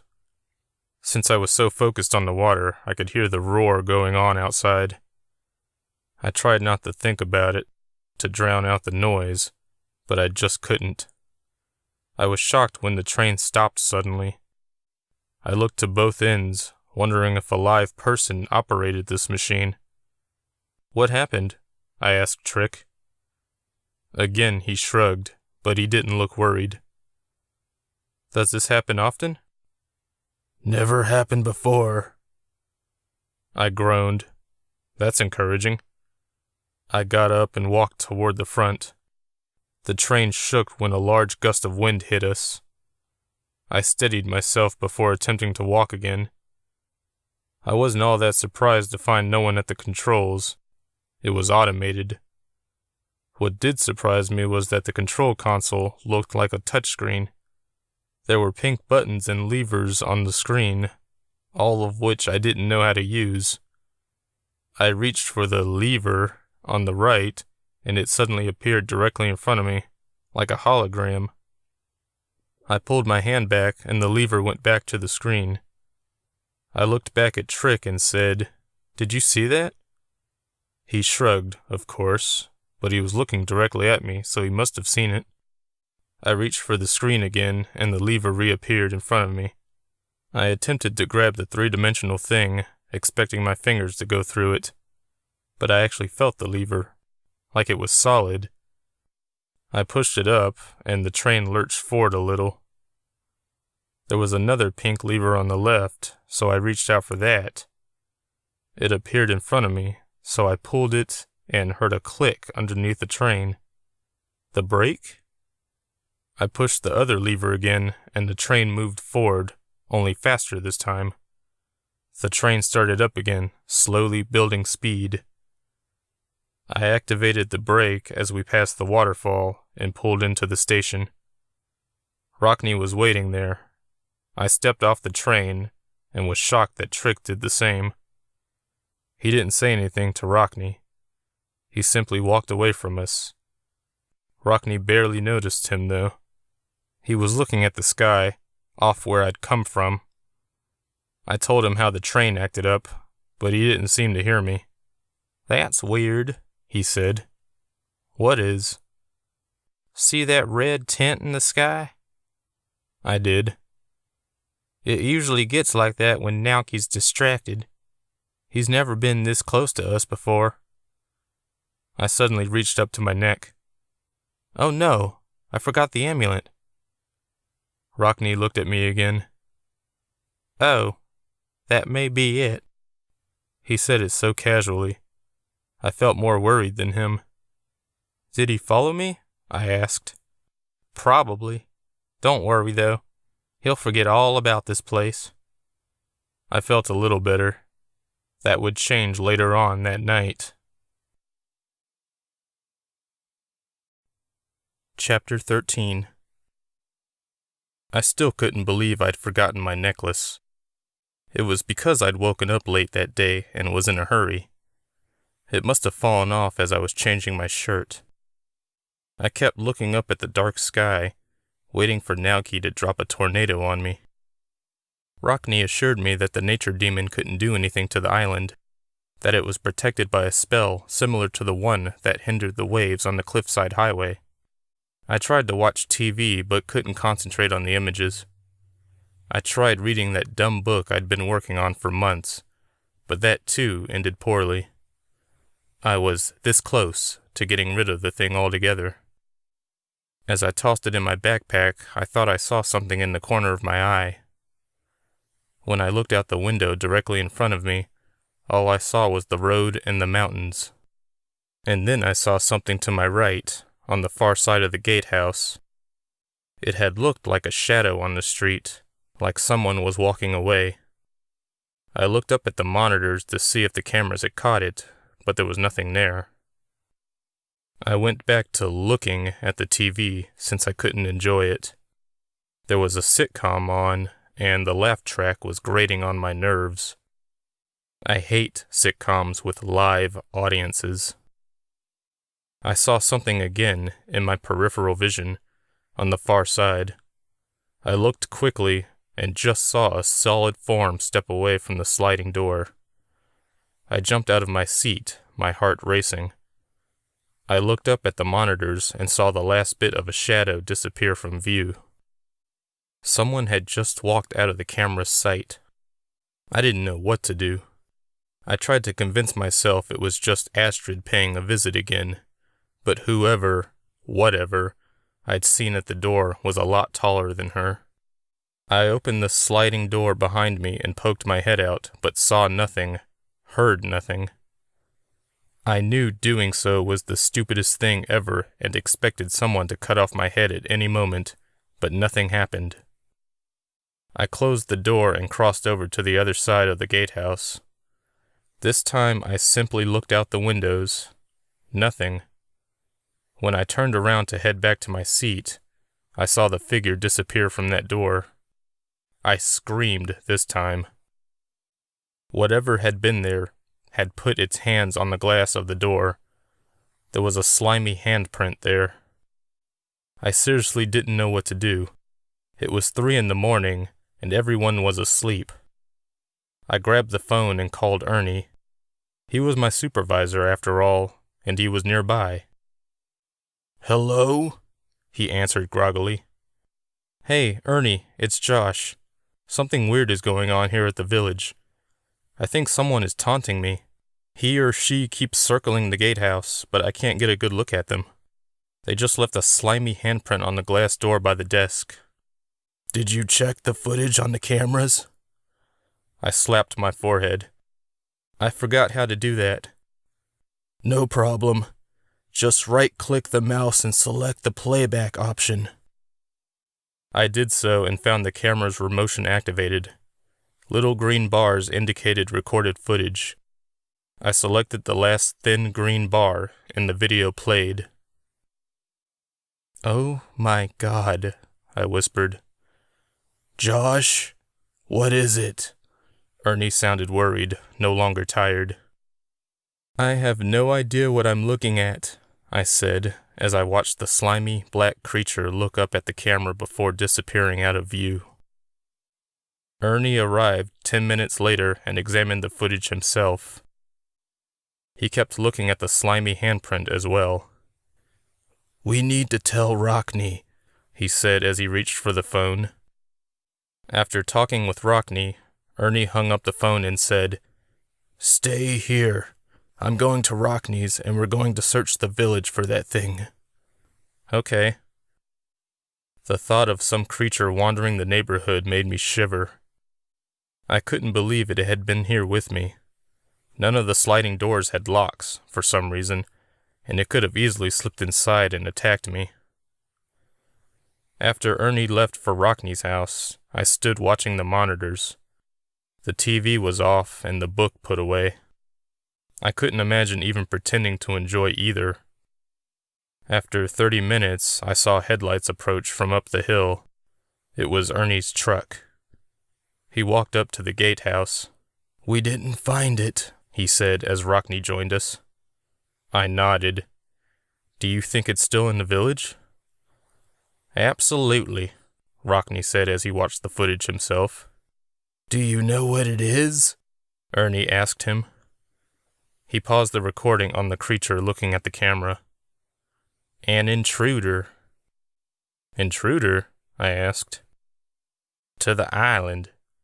I put up a 2-part protective spell to ward off uninvited guests. The spell is supposed to make the intruder want to leave the island immediately, but this person stayed. That's where the second part of the spell takes over." He pointed to the monitor. "The spell begins to damage the person's body the longer they stay on the island." "The only person I saw come to the island was Trick, but he's not an unwanted guest, is he?" I asked, scratching my head. "He isn't," Rockne said, "but he may have brought someone who wasn't invited." I shook my head. "What do you mean?" "One of Naoki's many talents is the ability to hitchhike, which means he can ride along inside someone. It's the only way he can walk on land." "Like possession?" I guessed. "Exactly. He may be hitchhiking Trick right now." I looked at the screen again. "Are you telling me that oozing thing is Trick?" Rockne nodded, still looking at the screen. "Hard to believe, isn't it?" "Is Trick going to be okay?" I asked. "Probably not. I could heal him in the hot tub if I can find him in time, but the longer he's out there, the less likely it'll work." He looked at me now.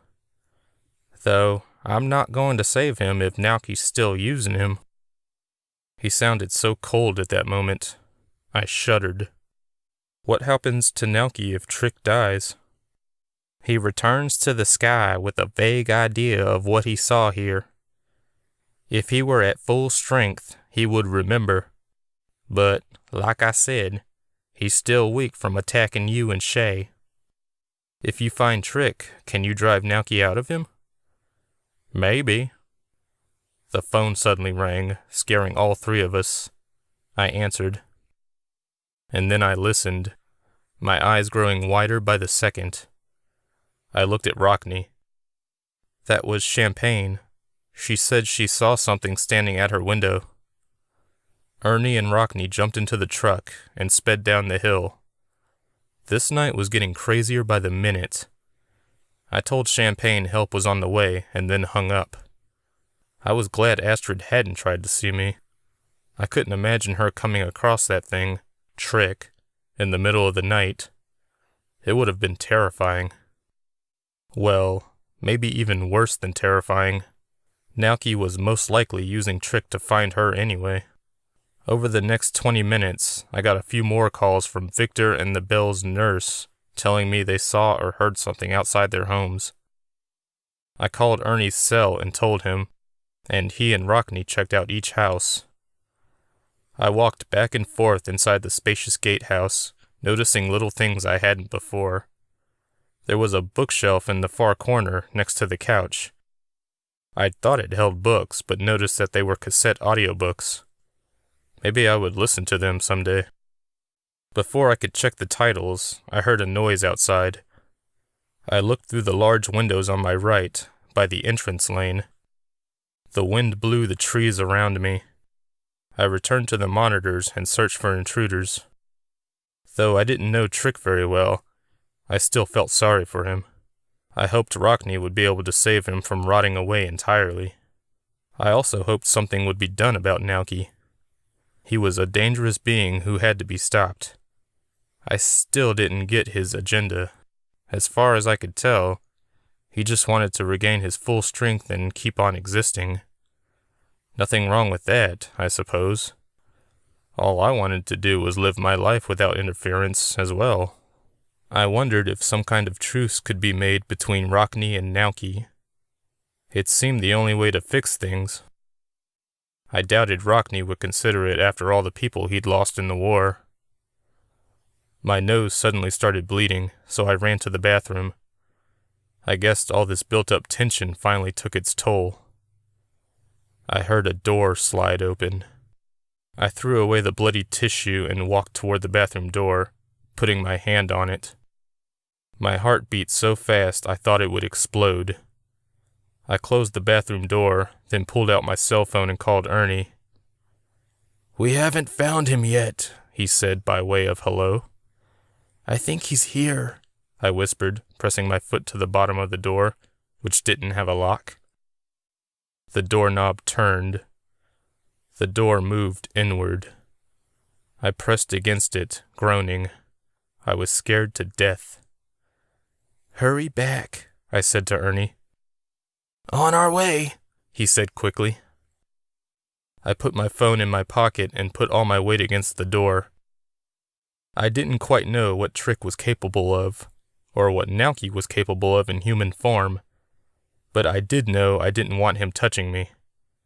I didn't want to see him up close with his oozing skin.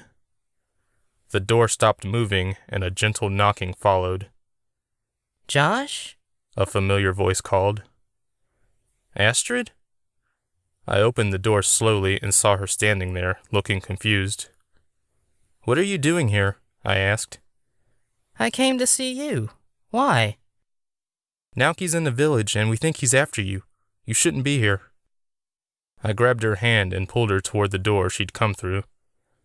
I figured Ernie and Rockney would be there any minute. They could take her home safely. Before we could get to the door, however, we ran into Trick.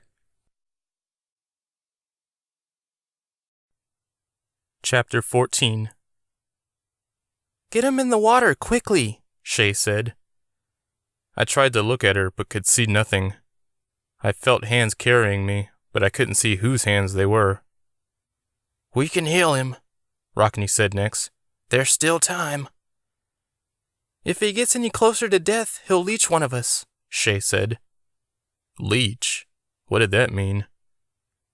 Suddenly, I realized I was in great pain. The pain was a burning throb throughout my body, and I hadn't noticed it when I first woke up. I heard a noise, so strange among the other voices, and the people carrying me hurried. Faster! Astrid screamed. Can't you hear how much pain he's in? That sound was me? The scream sounded so inhuman. "What happened to him?"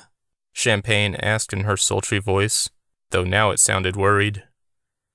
"He was attacked," Rockney said. "Trick was being possessed by Naoki." "What happened to Trick?" Shay asked. "I killed him," Rockney said bluntly. "But not before he killed the bells down the street." We stopped moving, and I felt myself being lowered into warm, bubbling water. If I'd been in pain before, it was nothing compared to what I felt now. I knew I was screaming at that point because water filled my open mouth. I felt like I was drowning. When I finally opened my eyes, I was in a bed. It was the same bed I woke up in after the party. I sat up and winced at the fantastically awful pain throughout my entire body. Even my fingernails hurt. My skin felt really sensitive. I saw scars on my chest and arms. I couldn't remember how I got them. Getting up from the bed was so difficult, I almost gave up. I somehow made it to the door and down the stairs. Rockney and Shay were sitting on the couch, talking to each other. They stopped when they noticed me standing there. "Dr. DeBelko," Rockney greeted. "I feel like I need a doctor," I said. He laughed. "You were in a bad way this morning. We barely got to you in time." "What happened?" Shay answered. "Trick was trying to get to Astrid. You tried to protect her, and he threw you around a bit." "He threw you through a window," Rockney elaborated. "That explains the scars," I said. "Those will fade in time," Rockney said. I jumped suddenly, which did not feel good. "Where's Astrid? Is she okay?" Shay smiled. She's fine, thanks to you. We took care of Trick as well, Rockne added sadly. I couldn't save him, and the bells are gone, as well as their nurse. Nauki was ruthless. That hit me pretty hard. Those old ladies had been nice to me. Sure, they'd freaked me out a bit with their ominous predictions, but they were still nice. I suddenly remembered something. Shay, I heard you say something about me leeching off you guys? Or something like that. What did you mean? She shrugged. I don't recall saying that. Maybe you imagined that. Maybe I did, I said, though I knew I hadn't. Chapter 15. Even though Rockne tried to assure me it wasn't my fault, I blamed myself for what happened to Trick. If I hadn't forgotten my amulet, Nauki wouldn't have been able to follow me to the island.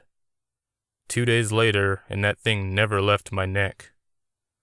The soreness faded more every day until it was nothing but a bad memory. I was a lot more observant at work, worrying another creature would sneak past me. I still couldn't believe what Rockne's spell did to Trick. He clearly didn't play around when it came to protecting the island. Cormac came along one night, and I was happy to see him. If any more creatures tried sneaking in, the giant could step on them for me. I let him in since Astrid wasn't there to greet him like last time. I waved at him as he lumbered by, and he returned it. I hadn't seen Astrid since the night of the attack. I figured Rockne was keeping a tight leash on her, so to speak. I didn't blame him. As I sat there staring at the monitors, I thought of Anila and what she told me at the bookstore. Until recently, I wouldn't have believed anything bad spoken about Rockne. How could he create such a horrible spell? Would the spell have affected me too if I hadn't met him on the train my first day?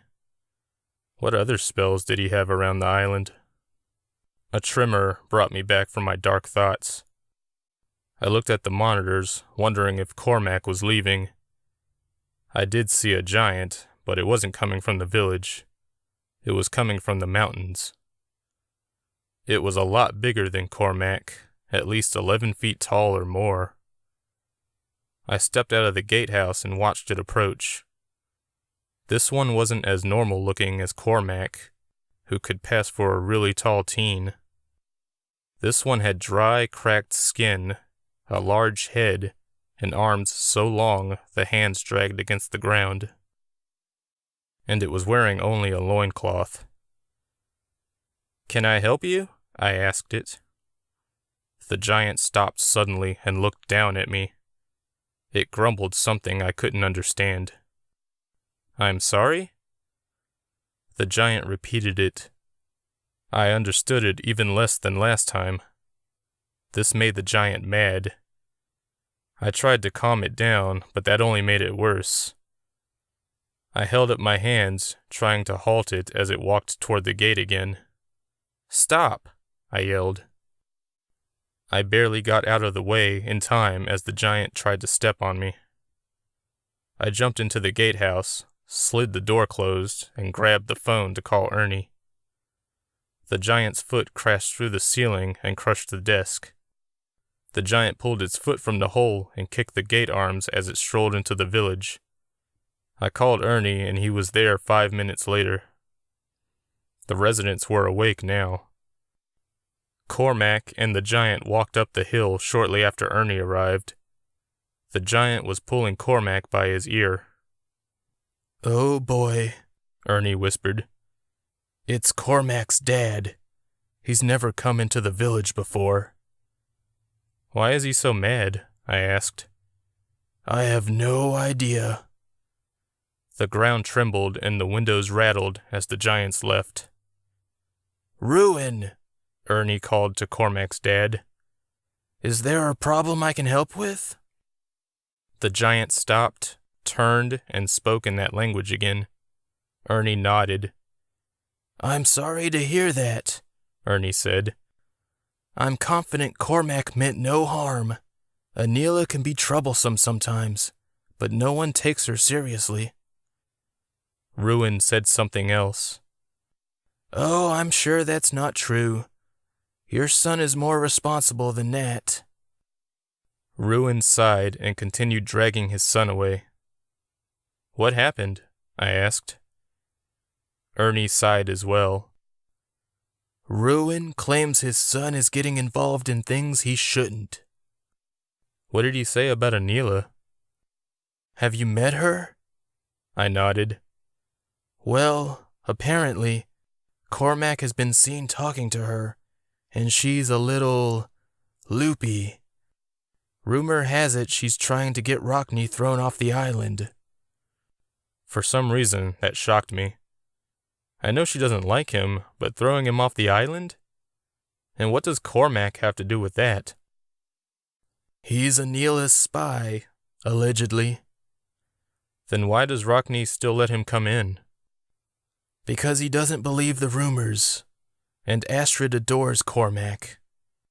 And Rockney adores Astrid. You got it. Ernie winked. Do you think it's possible for Rockney to get kicked off the island? I asked. Not a chance. He's been here so long, and he's won the favor of the majority of the island natives. Booting him off would go against the popular vote. And I would guess a lot of people would be afraid to anger him, considering what he's capable of, I guessed. Ernie looked uneasy. I suppose that's possible. Well, I think the rest of your night should be easy. I'm going to head back home. Call if there's more trouble. I watched Ernie leave, thinking over everything he told me. Why did Anila hate Rockney so much? I just couldn't see it. I had to talk to her. Chapter 16. On my next day off, I traveled to Dargo Plaza, thanks to Helen, who drove me there in her car. I'd noticed a lot of cars on this island and wondered where they came from. I couldn't imagine riding through the slow-motion waves on a cart. She dropped me off at the palace and chose to do some shopping. We decided to meet up in an hour. I walked in and was greeted by a large staircase. A smaller staircase led down to a basement-like level. I didn't know which way to go, so I went up. I asked a guard where I could find Anila. Helen had told me she worked here, but not where. I had a hard time wondering why a princess would work at all, let alone in her own palace. The guard told me she was downstairs doing paperwork. I thanked him and hopped down the grand stairs into the basement level. I walked into a room where there were employees sitting at counters talking with customers. There were at least 20 people here. I grabbed a ticket from a dispenser. It had the number 54 on it. I looked to the red number display on a wall and saw number 50 being served. I sighed and waited. I saw Anila straight ahead, talking with a pudgy woman about her paperwork. I'd been to a courthouse on the mainland when renewing my truck's registration, and this place was just like that. The island felt a little less strange to me at that moment. When my number popped up on the display, I was ushered forward by an old, grumpy-looking man on the right. I'll just wait for her, I said to him, pointing to Anila. He shrugged and took the person behind me. Anila noticed me and frowned. I didn't care if she wasn't happy to see me, because I wasn't happy to see her either. I just wanted answers. "What are you doing here?" she asked when I approached her window. "You can't be applying for anything because you don't live on the island. Or did Rockney illegally invite you too? He doesn't have that power. He has to go through my dad first." "No, I don't live here," I said, annoyed at her continued jabs at Rockney. "I'm here to talk to you about him, though. Rockney, I mean." She leaned back in her chair, studying me. "Really? Why now?" "I'm just interested. He seems like a nice guy, and I'm having a hard time believing what you told me. That's how he works, she said. He earns your trust before twisting the knife. I waved that away. Whatever. Can we talk? She looked at the rest of the room behind me. There was only one other customer left, and 2 other windows open. Charlie, going on a break? Going on a break, the grumpy old coworker repeated automatically. Anila closed her window and met me by the entrance to the room. We went outside and walked along the cliff that lay just behind the palace.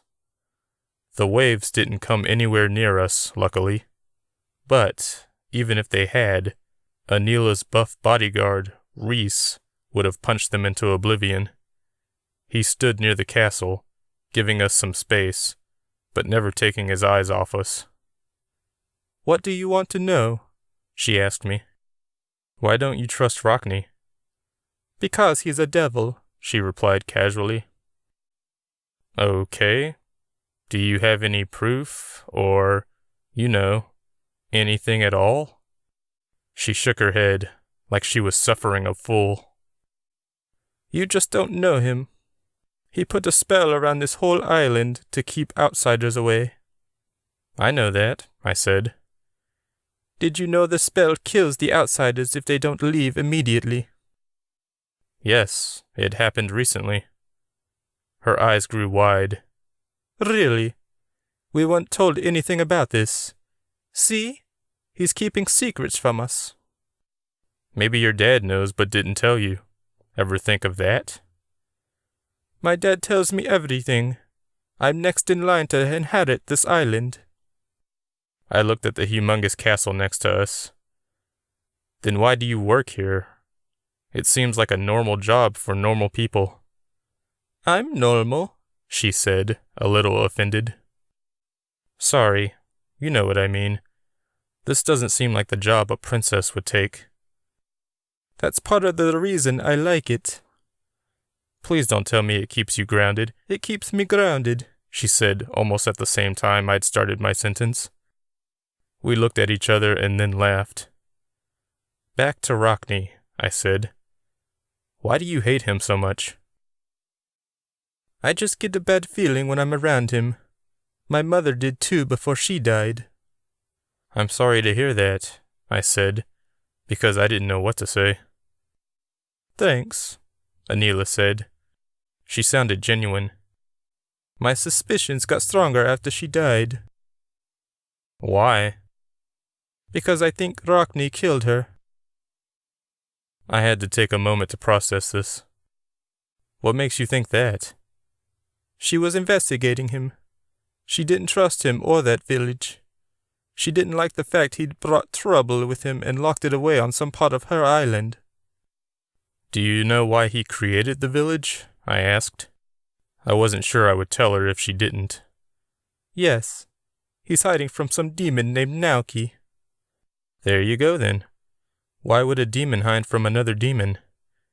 I didn't call Rockney a demon. I called him a devil. What's the difference? I think of demons as some mindless throne, whereas devils are cunning. Okay. Don't patronize me, she said, suddenly angry. You haven't known him as long as we have. He's up to something. I think he wants to replace my father as ruler of Dargo Island. You have nothing to base that on but your feelings. She shook her head, full suffering again. Do you ever ask yourself why he would hire humans to guard an entire village full of creatures like himself? A few times, yes. If the entire island decided to rebel and storm the place, do you think you could stop it? No. Then why are you here? Think about that. She started to leave, but I stopped her. Do you know why I was hired?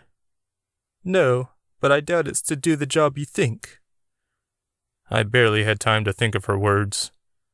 Suddenly, a flock of birds flew at her, and she lost her footing. I caught her hand just before she could fall to her death. Reese dutifully ran over to help. When I pulled her up, my nose started bleeding again. She wiped the blood away. Did I hit you? She asked, breathless. No. My nose bleeds when I'm really scared. I think it's the reason my mom always babied me when I lived with her. I hope you don't get scared often. Otherwise, you'll die from blood loss. She walked back toward the palace, grinning. Chapter 17. I hung out with Estevan on my last day off. We went bowling at the alley down the street from our houses, which was a pretty beat-down place in a bad part of town. He and I were just too lazy to go to the better alleys. How long have you been at your new job? He asked me as he went up to the lane to bowl his turn. Almost a month. And you like it? It's interesting. Why are you grinning? He asked. I didn't realize I was grinning until he said something. I've met crazy people. It's the most interesting job I've ever had. Oh. He bowled, getting a strike, his third in a row, a turkey. Are they hiring? I'm thinking about quitting my job. Why? I asked. I couldn't imagine him working with me on the island, especially after what happened to his grandpa. I hate my job. Working at a burger joint isn't exactly a dream. I got up to bowl my turn. I was nervous, but figured out a way to change the subject. I knocked down 7 pins. I took the last available shift. I grabbed another ball from the rack instead of waiting for the one I'd bowled with. What company do you work for? I nearly dropped the ball on my foot. Rockney Security Services? It was the first thing that came to mind. Even though I got my first paycheck last week, I didn't work for an official company. I knocked down the remaining 3 pins and turned around. Estevan was staring at me. My grandpa said he was going to work for a man named Rockney. My eyes grew wide. Really? He nodded, still staring at me. He said he met a guy in Dallas named Rockney who offered him a job. A week later, he was found dead near that train you take to work every day. The pins were reset, but Estevan didn't take his turn. What do you mean he was found near there? I asked. He was found on a bench, dead. Found on a bench? I'd been told he died on the way to the island, and I assumed on the train itself. Did someone bring him back and then leave him on that bench? I couldn't imagine Rockney or Ernie doing that to him. That was just wrong. Do you work for the same company my grandpa did? Estevan finally asked. He was my best friend, and I didn't like lying to him about something this important. If I told him the truth, however, he would rain hellfire on Dargo Island. He would contact the police, and they would make me take them to that island. No, I don't work for the same company. I haven't met anyone named Rockney. I think it's just a coincidence. Estevan studied me for a moment before taking his turn. He rolled the ball so hard the pins fell with a thunderous clap. Later that night, I tried to sleep, but of course dreamed about Nauki. This time, however, I wanted to dream about him. I'd taken off the necklace on purpose so I could speak to the nature demon. I was standing in the middle of the village. The sky was red and menacing, and the ocean's waves towered over me. They surrounded me, just waiting to crash down and wash this neighborhood away. The setting of the meeting wasn't the only thing that was different. Estevan appeared in front of me. At least, I thought it was him. Then he spoke. Your friend isn't happy with you, he said in Nauki's voice. How do you know about that? He laughed. I've seen a great many things lately, thanks to you. I now know where the island is. I know. You killed an innocent man in order to do that. I was angry. Rockney killed that man, not me. It doesn't matter. He told me you would forget where the island is because you're still weak. Nauki shook his head slowly. That's what he thinks, but he doesn't know me as well as he likes to claim. I know what you want, I said. You need your daughter to regenerate the power you lost fighting Rockney years ago. Naoki did something I didn't expect. He said, "What?" Rockney told me everything. He looked even more confused than he did a moment ago. And how could my daughter possibly help me regain my strength? I don't know how you guys work, I said. Magic or something? Do you always blindly believe everything someone tells you? I don't believe anything you tell me. Does that answer your question? Naoki chuckled. That's a start, but I'm not the villain in this story. I shook my head. Why do you want Astrid? Because she's my daughter and was stolen from me by Rockney and that witch, Shay. You tried to kill Shay. She tried to kill me, he yelled. And you hurled a curse at her while she was pregnant with your daughter, I yelled back. Naoki looked sad now, the anger draining from him quickly. That was a mistake, he said quietly. I didn't even know she was pregnant at the time. I didn't know what to do with this information. The more I heard, the more I questioned everything I thought I knew about everyone I'd met recently. In a moment of vulnerability, I told Naoki this and hoped it wasn't a mistake. He spread his hands. That's the way life works, my friend. You'll have to trust your instincts. When you finally make a decision, I hope you will help me set things right. I've tried, but Rockney is a formidable foe. I can't get on the island with his spells in force. Is Astrid being held against her will on that island? I asked. If she's with Rockney and Shay, then yes. I'll have to think about all this, I said. If I find out you're telling the truth, I'll help you. Sounds fair enough, but know this. He paused. If Rockney finds out you're going against him, he won't hesitate to kill you. Why would he want to hide Astrid from you? I asked. I think there may be some truth in what he told you about her, that she's a means to an end, just not for my end. Naoki/Estevan backed away just as the waves crashed down on me. I woke up sweating. Chapter 18. I didn't want to think of Rockney as a bad guy, and I definitely didn't want to take Naoki's word for anything, so I decided to learn more about Rockney from people who knew him. On my next day off, I visited Victor the dwarf, telling him I wanted to know more about the island. Rockney was in Dallas, so I didn't have to worry about him for a while. When I got to Victor's, he greeted me and escorted me to an awesome game room with a pool table and a home theater system that actually looked like a movie theater. There were a dozen comfortable-looking seats arranged in front of a large silver screen. We sat at a bar near the pool table, and he gave me a glass of clear soda since I was only 19. Even on a mysterious island miles away from any cops, he followed the law. He stayed behind the bar, mixing himself a drink when he said, "So, what would you like to know, my friend?" Well, I lied when I said I wanted to know more about the island. I think I already know as much as there is. He chuckled. You can think that all you want, but you're wrong. I laughed too.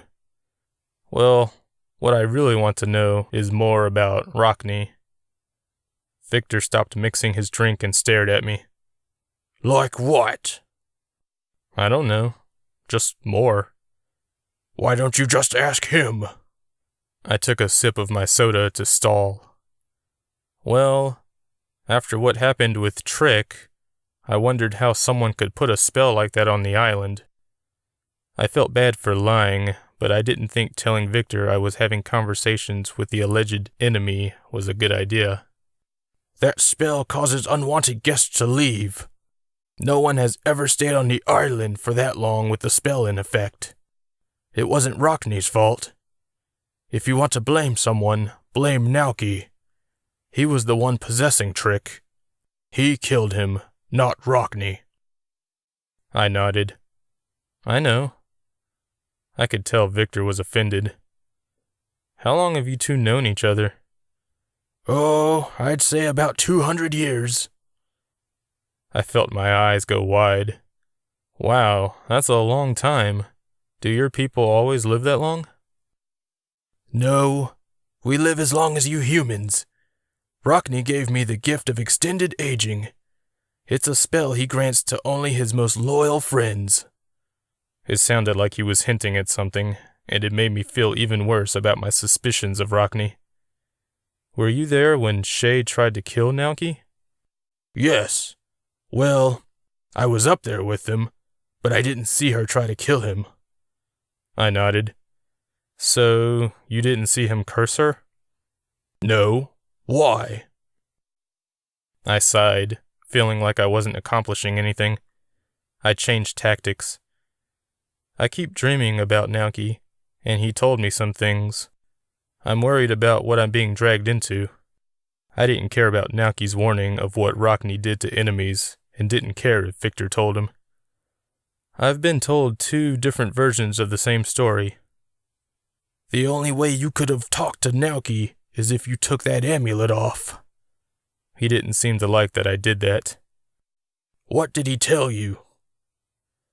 He told me he wasn't the bad guy, and that he wasn't trying to find Astrid in order to regain his strength. He said he wants to find her because she's his daughter. Victor shook his head, taking a sip of his drink. And you believed him? It sounds believable, but I don't know. I believed Rockney because his was the first version I heard. I just don't know what to believe anymore. Well, if you're having doubts, I suggest you quit before Rockney finds out about them. Otherwise, things will get extremely awkward between you two. Are you going to tell him? No, but he has ways of finding things out. I like this job, I said, a little sad. Then you should trust Rockney. I've known him for a long time, and I trust him. Naoki is evil. He's killed so many people, including most of my race. Hell, he killed the Bells. Champagne is the last of her race, thanks to him. Rockney's trying to rid the world of Naoki and save you and everyone else. If Naoki gets his way, you and your friends and family may die. Is there some kind of war coming? I asked. This sounds a lot like the books I read. Rockney and I have been preparing for one. We don't know when it will happen, but it will happen. Naoki has been subtle about his actual intentions, and we all know he doesn't have many followers to help him. He only has a handful of vampires and a werewolf or 2 up there. That's why he needs Astrid. How do you know he needs her? I couldn't help but ask this. Well, Rockney and Shay told me. Shay is Astrid's mother, after all. She knows more about Naoki than I do. Did you hear about Cormac and his dad coming into the village? I asked. Victor laughed. Yes, that must have been a sight. I'm sorry you had to deal with that. Is there any chance Naoki is recruiting the giants to help him? I hoped I wasn't getting Cormac into trouble. The giants are neutral, so I can't imagine them helping anyone, us or Naoki. I shrugged. That's good. I'd hate to fight them if they did side with Naoki. I have another question. Why do you guys hire normal people to guard the whole village? We can't really do anything to stop anyone, obviously. Sounds like you're trying to talk your way out of a job. He laughed. He seemed to do that a lot, and it was an infectious sound that made me want to laugh as well. Yeah, I guess it does sound like that. Seriously though, why regular humans? I wasn't able to stop Trick or Ruin from coming in here. You've been here for a while, so I'm not too surprised you're so curious. You ask good questions. I'm guessing you met Anila. Yeah. She's really good at making me doubt everything. She must have given you the whole, "you can't stop us if we decide to swarm the village" speech. She's just worried Rockney wants to take control of the island. She gives this speech to all the new guards. The reason we hire regular humans is to show that not all of our friends are magical creatures. The Dargonians are human too, and it helps to have a familiar face. Human guards at the gate actually add extra protection to the village, believe it or not. Nothing that poses a true threat can get in when you guys are there. Ruin and Cormac are harmless. If they hadn't been, they would have been pushed away by the barrier that surrounds us. It's something Rockney came up with to reinforce the barrier, since most of his power is tied up in the protection of the rest of the island. What about Trick? Victor scratched his hairy chin. Well, that was weird. He shouldn't have been able to come in either. Maybe he didn't pose a threat, I offered. I shouldn't have. Victor looked at me, a little insulted. I was reinforcing the doubt I cast on Rockney, and he didn't like it. He killed the bells. Like I said earlier, if you don't like the job, you should quit. Rockney and I don't take kindly to people who doubt our intentions. We're fighting for you and your people. To doubt our work is to cripple us. We can't have that. I nodded. I understand. I'm sorry. Don't mention it. Anything else I can do for you? I finished my soda and shook my head. Thanks for the chat. I feel better now. Good. He finished his drink. What do you have going on for the rest of the day? Nothing. Want to check out my theater system? Hell yeah. We watched an action movie with the sound turned way up. The subwoofer almost made my heart explode. After the movie, I returned to Dallas. I did feel a little better after my talk with Victor, and decided to trust in Rockney. I slept with my necklace on, and made sure to keep it on at all times until this war was over. I didn't want Naoki putting more doubts into my head. I wondered if quitting the job would save me from any more dreams. If I never returned to Dargo Island, there would be no reason for Naoki to contact me again. I didn't want any part in this supposed war. I just hoped the good guys won. Chapter 19. I was extremely uneasy during my first shift of the week. The sky was red and cloudy. I sat at the desk, staring at the monitors and out the windows, looking for anyone trying to sneak in. I couldn't concentrate enough to attempt reading or watching TV. A knock on the door to my left scared the hell out of me. It was Astrid, and she looked worried. I slid the door open and let her in. I have to see Cormac, she said. I can't let you leave the village. You know that. I know. I was hoping you'd go with me, though. I can't do that. Rockney would kill me. I hadn't seen him since talking with Victor 2 days ago. He doesn't have to know. I think someone would notice if I left the gatehouse. Not at this hour, she pleaded.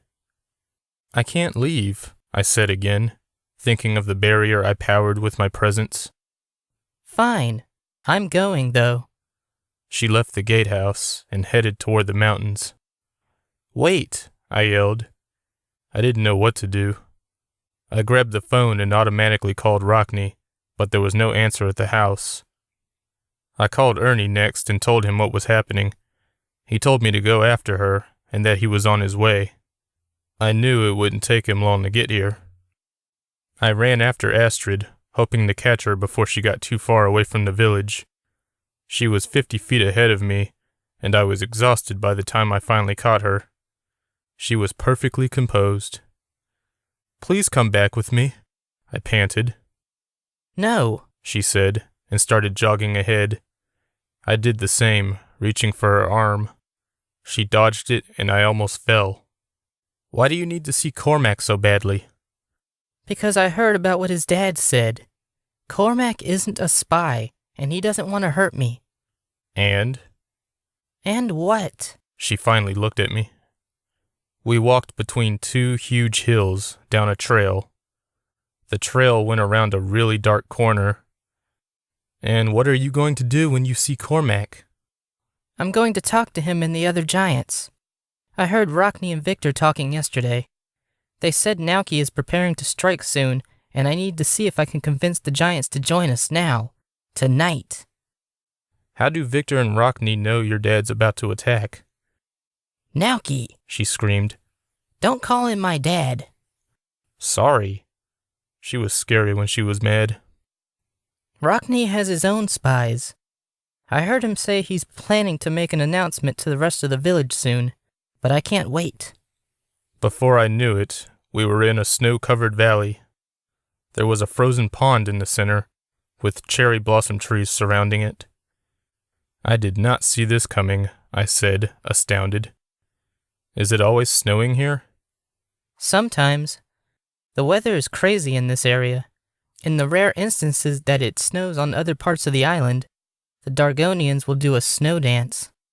It's quite beautiful. If we live long enough, maybe you'll see it. She walked down the trail toward the pond. I followed, of course. I can't stay away from the gatehouse much longer. Victor told me humans reinforce the magic around the village. I'm putting Champagne and Victor in danger by not being there. Then go back, She said. I'll be fine. Please just come back with me. She kept walking, and so did I. Before we reached the pond, something rose up from it. The ice stayed in place, however, so I couldn't understand what I was seeing at first. It was Ruin, and he didn't look happy. After he finished magically rising from the ice, he just stood there on the solid surface with his arms crossed. He said something in his language. Yes, Astrid replied. I've come to see you and the other giants. Nauki is preparing to attack, and we need your help or he'll kill all of us. Ruin replied. Cormac isn't a spy for anyone. He's just my best friend. He didn't pick a side, and I wasn't trying to persuade him. But I am trying to persuade you now. Please help us. Ruin said something. I know Nauki has few followers, but he is still dangerous. We don't know where his attack will come from, but it will be bad. Astrid sounded so diplomatic that I didn't have a hard time imagining her as a leader. Ruin scratched his chin, thinking. Before he could reply, another giant rose out of the pond and stood behind him. Before Ruin could turn, a large blade shot out from his chest. Astrid and I screamed as the giant fell to his knees, covered in yellow blood. Cormac stood there, still holding the blade he used to kill his father. No! Astrid screamed. What have you done? I stared at the little giant, and he suddenly looked completely unrecognizable. His eyebrows curved downward in the middle, making him look evil. I grabbed Astrid's hand and pulled her away from the pond, just as Cormac swiped at us with what looked like a giant sword. We ran up the trail, back the way we'd come. The ground shook as Cormac ran after us. There was no way we could escape him. I was too afraid to look back, and simply waited to be cut in half with his sword. Just as we ran between the two big hills at the beginning of the trail, a quake shook the mountains around us. Rocks rained down on Cormac, pinning him. Astrid and I took a moment to realize this before we began running toward the village again. I truly thought we were about to die, and my heart beat so fast I thought I would throw up. My nose bled. Ernie was waiting for us at the gatehouse. I told him what just happened. Cormac? No, that can't be. That must be how Nauki planned to strike at us, I said, still panting. Once again, Astrid was breathing normally, though her eyes showed she was devastated. Well, let's get you home, girlie. It's safer there. Ernie took her arm and ushered her away. What about me? I asked. You'll be safe too. Don't leave, though. The shield is stronger if you're here. I know. I still couldn't believe that. Cormac and Trick had already gotten through the shield. I decided to trust Ernie, though. I watched him and Astrid disappear down the hill toward Rockney's house. Then I watched the mountains, waiting for some sign of movement. I saw them coming, thanks to the red sky. A group of giants headed toward the village. Chapter 20. I stood outside the gatehouse, watching the approaching giants. Lightning lit up the sky, followed by thunder. I felt rain hit the top of my head. It started coming down really hard a moment later, making it difficult to see clearly. I could feel the giants, though. I couldn't imagine helping the shield by staying there, but I wasn't about to leave and risk the safety of the village. As the group approached, I saw Cormac leading the way. He looked banged up by the avalanche that stopped him earlier, but not enough to kill him or make him less dangerous. He still carried the murderous sword. There were 4 other giants behind him. I went back into the gatehouse and called Rockney again. He still didn't answer. Neither did Victor. I could barely breathe by the time the group arrived. They stopped a few feet away from the gatehouse, looking around. The shield was working. Or so I thought. Cormac took a step forward. I wasn't sure where the shield began, but the giant was way too close. I watched from inside the gatehouse as he stood outside the sliding door, looking at me. With a finger, he slid the door open. I backed away, waiting for him to destroy the recently repaired roof. I wanted to ask him why he was doing this, but I knew I wouldn't be able to understand his reply. I waited for him to kill me, but he simply stood there. "What are you waiting for?" I couldn't help asking. He grunted, just as I expected, and then walked into the village. The other 4 giants followed. The shield was useless. I left the gatehouse and screamed at them, hoping to get their attention. I could barely see their gray skin as they walked down the hill. I ran after them.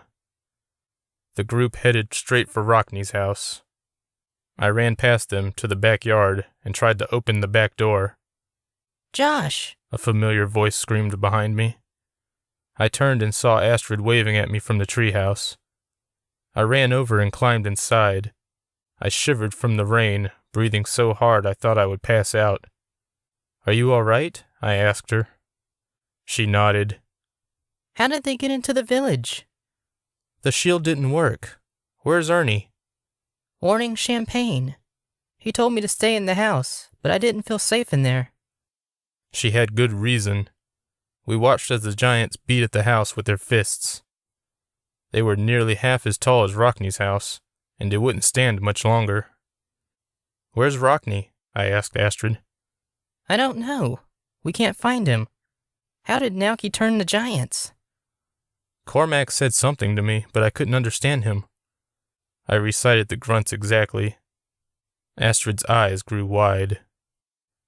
Before she could say anything, we heard giant footsteps approach us. The treehouse shook. We were hidden behind a wall, but if the giants looked at the treehouse from a certain angle, they would see us. "Hey!" A voice yelled over the rain. "Over here, you giant bastard!" I looked out and saw Cormac turning back to Rockney's house, at a figure standing a few feet away. It was Ernie. The giant walked back toward him. "You are not welcome here," Ernie yelled. "Leave at once. You cannot have her." Cormac stood there as the other giants continued pummeling the house. They hadn't noticed Ernie walk past them, apparently. I wanted to run out and help him, but I knew I wasn't a match against them. If they saw me leave the treehouse, they might be tempted to check it for Astrid. I stayed put. "Cormac, how could you side with Naoki? He's the enemy. How could you betray Astrid's trust? She loved you." I could barely hear the giant's response over the rain, but Ernie did. "I will not help you. Rockney will be here soon. He will kill you if you're still here. Join our side and help Astrid." Instead of replying, Cormac picked Ernie up by his feet and dangled him upside down. I jumped out of the treehouse without thinking and screamed. Cormac didn't hear me. He grabbed the upper half of Ernie's body and held him up over his head. "Hey!" I screamed again, trying to distract Cormac long enough to think of a plan. The giant finally turned around, still holding Ernie by his upper and lower body. He held the man before him the way a child would hold a stick. "Josh," Ernie said to me. He sounded like he was in pain.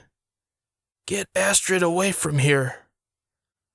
That was the last thing he ever said. Cormac snapped his spine. I heard the crack clearly over the rain. I screamed until my throat was raw. Cormac dropped Ernie's body and walked toward me. I hadn't realized Astrid was behind me until she grabbed my hand and told me to run. We ran between the giant's legs into the street. Champagne was on the other side of the median, standing at her door. She waved us over and slammed her front door behind us. "Get to the panic room, upstairs," she screamed as the 5 giants walked toward us. I saw them through the bay window next to the door. Astrid led me upstairs to the master bedroom.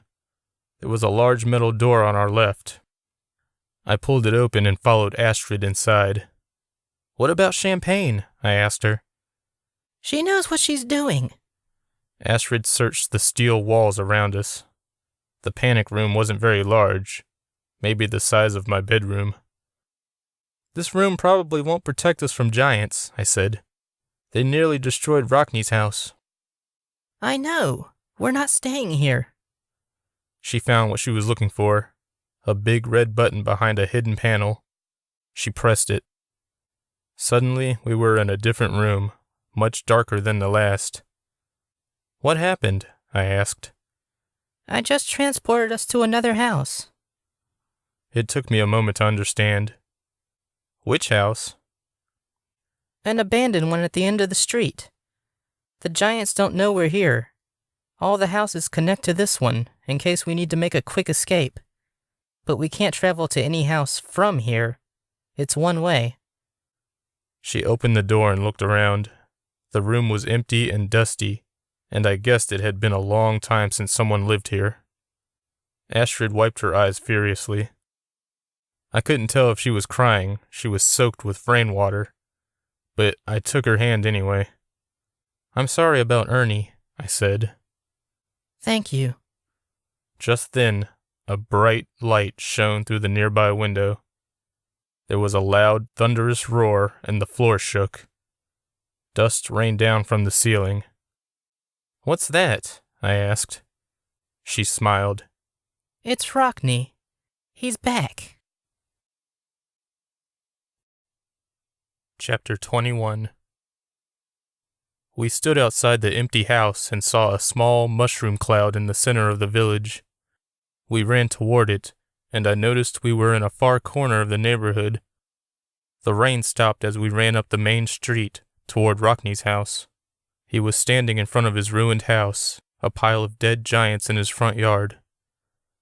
When Rockney saw Astrid, his face lit up with a smile. "Oh, thank heaven you're all right." He hugged her tightly. The look of relief on his face made me feel better. Ernie's dead, She told Rockney. We couldn't save him. "It's okay, my dear. It wasn't your fault. Nothing could be done. I just wish I were here." "Where were you?" I asked, trying not to sound angry, even though I was. He looked at me from the corners of his eyes. "I was in town, grabbing a drink with Victor. Some giants showed up there as well, tearing up Dargo Plaza. They nearly got into the palace before I managed to stop them." "Now can you turn the giants?" Champagne asked as she joined us. "It would appear so." "What does this mean for us?" she asked. Victor waddled up to us. Dargo natives attacked us. It reflects poorly on the Dargonians that their own inhabitants sided with the bad guy. Even worse, the giants killed Tolino, the island's king." Oh no! Astrid said. "Yes," said Rockney. "Hopefully this attack will show Anila that we only want peace for everyone, and that Nauki is a threat that can't be ignored." "Or she may blame us for bringing the island to Nauki's attention in the first place," I said. I couldn't help it. I kept thinking of Anila, about how she'd lost her father. I'd never met the man, but still. Rockney stared at me, but said nothing. Astrid stood near Cormac's dead body at the top of the pile. How could he betray us like this? Nauki is very persuasive, Rockney said, putting a hand on her shoulder. There's nothing he won't do to regain power. Nothing is sacred to him. After this attack, my view of Nauki definitely changed. No time like the present to talk with Anila, the poor child, Victor said as he and Rockney headed for Rockney's car. Before Rockney got in, he waved his hand and the pile of giants slowly began disappearing in an orange glow. Astrid walked up to me. I still can't believe Cormac did this. He killed his own father. I'm sorry. She shook her head, looking toward the dead pile as embers floated in the air. That thing he said to you before he came after me doesn't make sense. Why? What did he say? She looked at me. He said, "Help me." The entire island of Dargo gathered in the palace's courtyard hours later to crown Anila queen. I stood among the islanders, feeling like an intruder. I could see Anila at the top of the grand staircase, wearing a white gown with a very elaborate gold necklace. I'd never seen her in such an outfit, and by the look on her face, she wasn't used to dressing like this. Rhys approached her with a silver crown that rested on a yellow pillow. He stopped next to her, took the crown, and placed it on Anila's head. Anila was now queen of Dargo Island, and she did not look happy. Her face looked like it was made of stone, and it seemed she was holding back her emotions. I guess she'd cried a lot before the ceremony, or was preparing to do so afterward. I felt so sorry for her, and wanted to console her, but considering what happened hours earlier, figured security would be tight around the new queen. Rhys was especially meaner looking. I was only 30 feet away, if I guessed correctly, and for a second she and I locked eyes. I might have imagined it, but she seemed relieved to see me. Then that hard look returned, and she stared at her subjects gathered around me. As Queen of Dargo Island, she said clearly, I promise to rule with integrity and heart, to obey the laws of the land, and to never abuse the power granted upon me.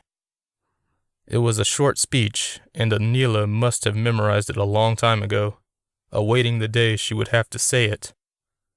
I couldn't imagine how she felt, having all this responsibility thrown at her.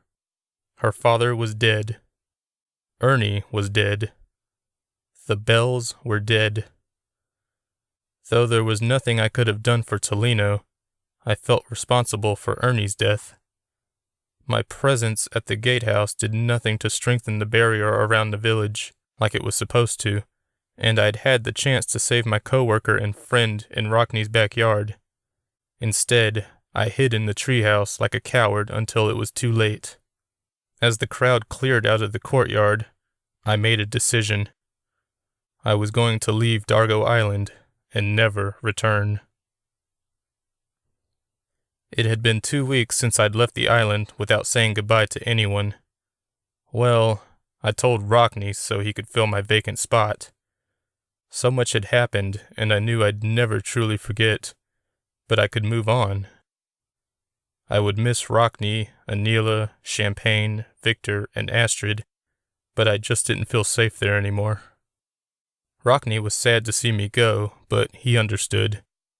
He said he'd keep my visitation rights open if I ever wanted to return, but I doubted I ever would.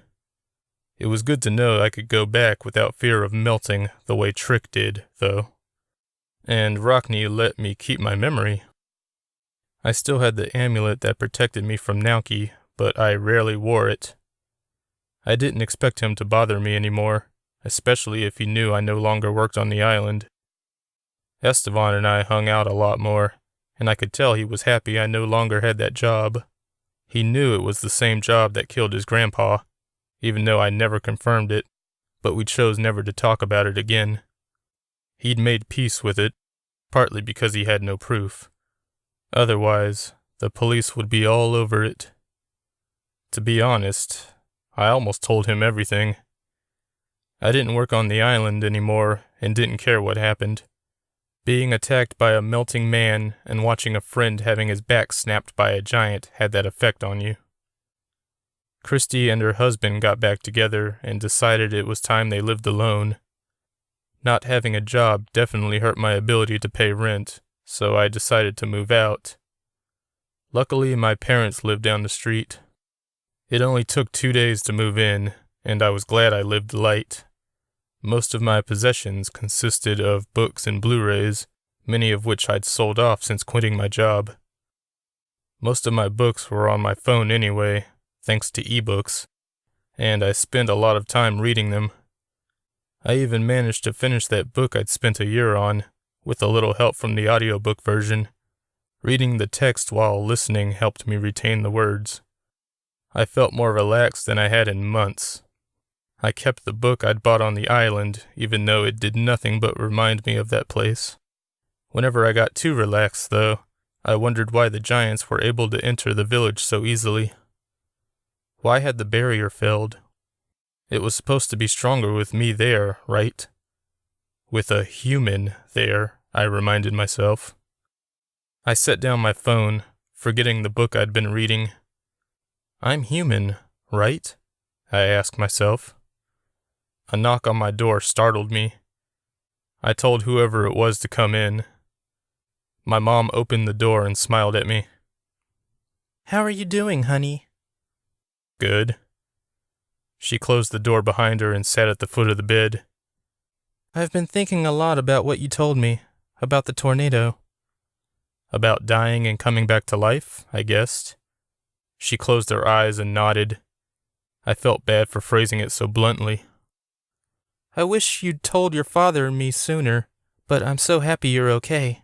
I know you're probably wondering what happened that day. You mean why I came back and that other kid died? I asked. Yes. I sat up straighter. Do you know something about that? She nodded again. There's something I never told you about your birth. When I was pregnant with you, I was also pregnant with another baby. That hit me hard. I couldn't speak, and I felt my jaw drop. I was supposed to be a twin? Yes. I tried to think of something to say. I had more questions, but they all came to mind at the same time. What happened? She sighed. Your sister died before she could be born. How? I heard myself whisper. I already knew the answer. Well, honey, you were so weak and the doctor thought we would lose you. Then, suddenly, you started getting better and your sister got weaker. And then... I killed her? I finished. No, not at all. That's what happened, I said forcefully. I leeched her the way I leeched that guy after the tornado. What am I? Mom shook her head, tears in her eyes. It's my fault. It's something passed down every second generation. You inherited it from your grandfather. Inherited what? You're a Gelfin. My jaw dropped again. A Gelfin? What's that? It's a form of parasite. You have the ability to drain the life force from people. You don't have any control over it, and can only do so when your life is in danger. I'm not human, I finally managed to say. You are human, she yelled. Then she covered her mouth in shame. You're my baby, and there's nothing wrong with you. Mom, I'm 19. You don't have to protect me. I killed my sister and that guy. I couldn't control it, but that doesn't make it okay. Is there any way to stop doing this? Not that I know of, honey. The doorbell rang. I'll get it, I said, and quickly left the room. I had to get away from my mom for a second. She'd kept this secret from me all these years. I was mad. If I'd known sooner, I would have tried not to drain anyone's life force. That poor guy would still be alive. I'd had no right to take his life. My head was still spinning with what Mom had told me, and I walked through the house in a daze. This was why the Bells had told me to talk to her in the first place. They'd known all along what I was, but had wanted me to hear it from her and not anyone else. I answered the front door and was shocked to see Shay standing there. I couldn't remember the last time I'd seen her. "What are you doing here?" I asked a little heatedly. I heard about what happened on the island. I wanted to make sure you're okay. "I'm fine. Where have you been?" She grinned. Do you really care? I wouldn't have asked if I didn't. Man, I was mad and having trouble controlling it. I felt like I should be better than this, but it was difficult. Well, she said, I've been spending time with someone I shouldn't. Someone you've spoken to a few times as well. I tilted my head. You mean you've been talking to... Yes, she said. I've been talking to the fabled enemy, Nauki. Chapter 22. I closed the front door and sat down on a bench on the porch. Shay followed. I didn't want to talk to her about Nauki inside, where Mom could hear. Dad was at work, so I didn't have to worry about him. What's been happening? I asked, curious and worried. I returned to the island shortly after the giants attacked. I'm so sorry about Ernie. My heart thumped painfully at the memory, but I nodded. Why were you with Nauki? He's the one who killed Ernie and Tolino. She shook her head. That's not true. Nauki had nothing to do with that. It's all a lie, Josh. Nauki is being set up. Set up? The bombshell Mom dropped on me was almost forgotten. A few weeks ago, Nauki abducted me and took me to his realm. I thought he was going to kill me, but instead we talked. About what? I asked.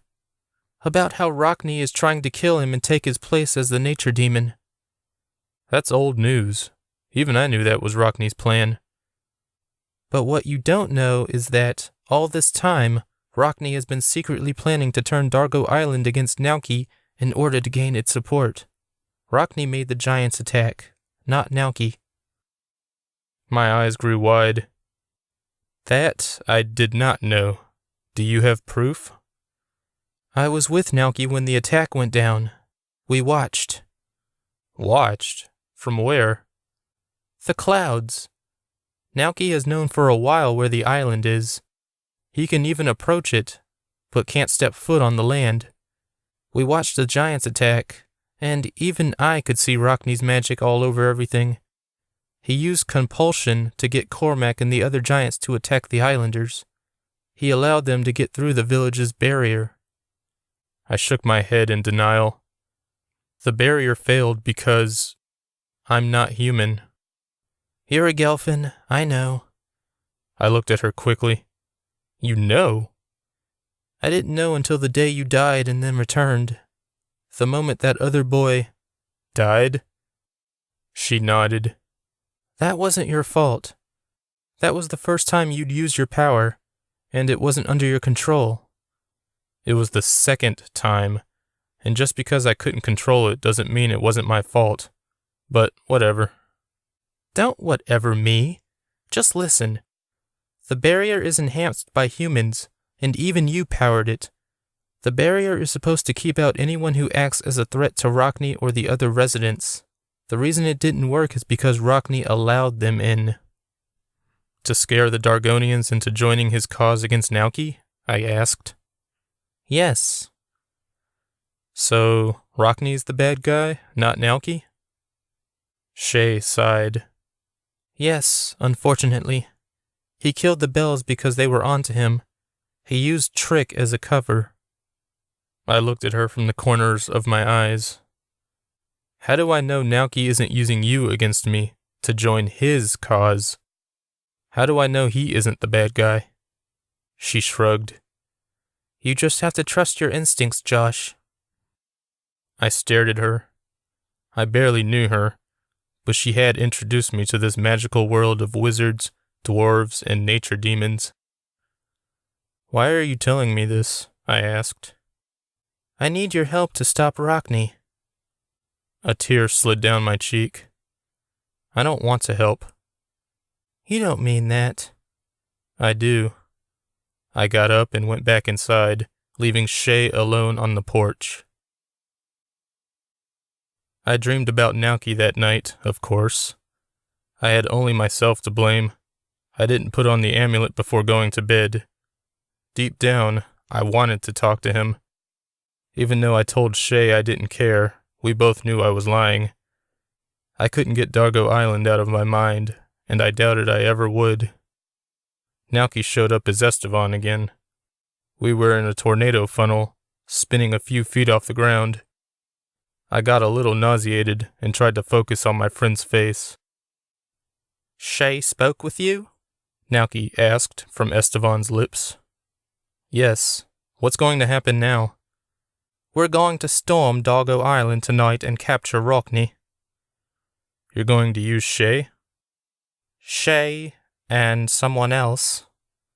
I narrowed my eyes, which helped with the nausea. "Who else?" "An inside man. He took over your job after you quit. He's been giving us information for 2 weeks now." "Oh. Something seemed off about the way he told me this. Who took my job?" "You're looking at him." I didn't get it at first. "No. Estevan's on the island?" "He knows his grandfather died because of that island. He wants revenge. I contacted him before you left and convinced him to take your vacant spot. I told him he would get vengeance if he helped." "If Rockney finds out," I began. "He'll kill your friend, yes," Nauki finished. "What can he possibly do that Shay can't?" "Nothing. He's just another soldier in my tiny army. Rockney now has a whole island to fight me, and they've been preparing for weeks to travel to my realm and kill me. I'm strongest here." "What's stopping you from just washing away the island?" I asked. "Rockney's protections. I can view from a distance, but can't affect the island. Besides, there are a lot of innocent people on that island. I'm not a monster." "Fine," I conceded. "Let me wake up so I can help. I'm not going to let Estevan get killed in someone else's war." "It became his war when Rockney killed his grandfather." I sighed. "Fine, let me wake up." I woke up and jumped to my feet, quickly putting on my shoes. I barely stopped moving until I got to my truck. It was the fastest I'd ever gotten ready for anything. I drove as fast as possible to Dallas. Chapter 23. I got on the train, but it refused to move. It didn't even seem to be operating. I went to the controls and activated the holographic levers. The pink images appeared in front of me, and I pulled and pushed the ones I had before. The train quickly shot forward, and I barely had time to brace myself. The train felt like it was going a lot faster than it used to, and I wondered if I was driving it correctly. Oh well, the faster the train went, the faster I'd get to the island, right? Wrong. It still took 5 minutes. I started slowing down as soon as I reached the waterfall, but it was too late. I braced myself as the train shot into the station and slammed into a wall. The next thing I knew, I was on the floor. I got to my feet, feeling dizzy, and walked onto the platform. I checked my cell phone to see it was a little after midnight. It had been nearly an hour since I talked to Nauki. Had the battle begun? I grabbed a cart and drove to the village. When I got there, Estevan stepped out of the gatehouse and greeted me. After all I'd gone through myself, I just couldn't believe he was here. I wondered what he'd seen during his time on the island. "Hey, buddy," he said. I jumped out of the cart. "I need to get inside, and you need to leave the island." I wondered if that was even possible after I crashed a train. He just shook his head, grinning like a fool. "Not after what Rockney did to my grandpa. I'm not leaving until I see him pay." Rockney will kill you if he finds out the real reason you're here. Does he even know who you really are? Hell no. He probably wouldn't have hired me if he knew. Either way, stuff is going down pretty soon. Shay and I are going to ambush him and disable his defenses so now he can step foot on the island and take over. It was my turn to shake my head. Something's going to go wrong and we'll all die. I'm willing to try. You're such a coward, Josh. You ran away the second things got bad. I'm not going to run away. You didn't see what I saw, I yelled. A friend was killed in front of me by a giant. Another guy melted in front of me and threw me through that window. I pointed to the repaired window to my left. You can't judge me if you haven't gone through what I did, so shut up. I grabbed him and pushed him toward the cart. Get out of here now. Go to the train. I'll help Nelky and Shay. He stared at me in shock, and for a second I actually thought he would do as I said. He could tell I meant every word I said, and that this place was more dangerous than he thought. Then he looked sharply to something behind me. Oh, I don't think anyone's going anywhere, a familiar voice said. I turned and saw Rockney standing there in his sparkly glass suit. His arms were crossed. You're both coming with me, he added, and waved his arms. Esteban and I were suddenly caught up in some kind of invisible binds that lifted us from our feet. Rockney turned and headed back to his magically repaired house. Esteban and I floated behind him. Once inside the house, Rockney let us go. We dropped to the floor. Shay, Victor, Champagne, and Astrid stood in the living room with us. What's going on? I asked everyone. Well, I would ask you the same thing, Rockney replied. I heard everything you two talked about out there. So, you've joined the dark side, Josh? Chose to side with Nelky in this war? I didn't know what to say. I couldn't lie since he'd heard everything anyway, but I was afraid he'd strike me dead if I said yes. I looked at Shay, who seemed as worried as me. Did Rockney hear the part about her being involved? I hoped not. I don't know, I finally said to Rockney. He told me you were the one who caused the giants to riot. He said you did it to gain the support of Dargo Island because you couldn't take Nelky and his realm on your own. Well, he was right about me not being able to match him on his home turf without help. Do you really think I had anything to do with the giants, Josh? How were they able to get into the village? They posed a threat, and the barrier didn't stop them. It didn't stop Trick either. Isn't it obvious? Rockney asked. The barrier is strongest when a human is at post. He stepped closer to me. You're not human, Josh. I suddenly became very angry. And you've known that for a while. Ever since Trick attacked me, at least. Shay told you to get me to the hot tub before I leached one of you guys. So why hire someone who isn't human? Ernie died that night because of you, Rockney. And you killed the Bells. A muscle twitched in his face. All of that is true. I can't deny your words. What? Champagne gasped, looking to Rockney sharply. Tell me that's not true. Rockney needed to gain the support of everyone against Nelky, I said. He killed the Bells because they saw with their power what he was up to. Then he tricked the giants into attacking the islanders and killing the king. That sealed the deal and gained the Dargonians' trust. Rockney appeared to shake, but it was so slight no one else noticed. Rockney, Victor said. What are you saying? Is this all true? How could you kill the Bells? And Ernie? Shut up, Rockney screamed. Don't play innocent. You couldn't have possibly been that stupid that you didn't figure this out sooner. Deep down, you knew what I was planning. I know you figured it out, Champagne. You've been looking at me funny for a while now. Did you read my emotions or something? I've been trying to dethrone Nelky for decades, but nothing I did worked. This is the only way to kill him once and for all. Throw everything I have at him, overwhelm him, and then take his head. Why didn't you just let him come to the island then? Shay asked, grabbing Astrid and pulling her closer. Then you could have fought him on your turf. He wouldn't come on land. He would have used the elements to strike at me. But that's what your suit is for, Astrid said, speaking for the first time. He can't see you in that. The suit doesn't protect me from a giant wave, honey. I've used almost all my power to shield this place from his attacks. Victor suddenly sprang toward Rockney, but the wizard waved a hand and sent him flying onto the dining room table in the next room. I didn't say I don't have enough power to kill everyone in this room, he added. Naoki isn't evil, I said. He just wants his daughter back. He only wants to defeat you because you're trying to kill him.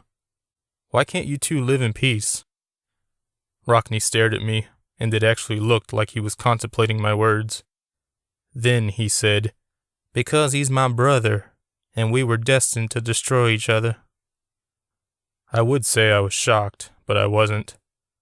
I'd read enough books to recognize a plot twist early on.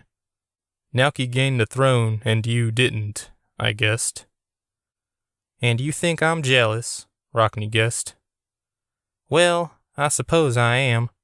He has more power than me. If it hadn't been for the first war, he would be all-powerful all the time. He would be in all places all the time. He would be the most powerful creature in existence. And when you kill him, I said, you will gain all his powers and more. Since I'm the last in our bloodline, no one will be able to dethrone me. I will be the most powerful being. There can only be one nature demon at a time. I understand the appeal. Of course you do, Dr. DeBelko.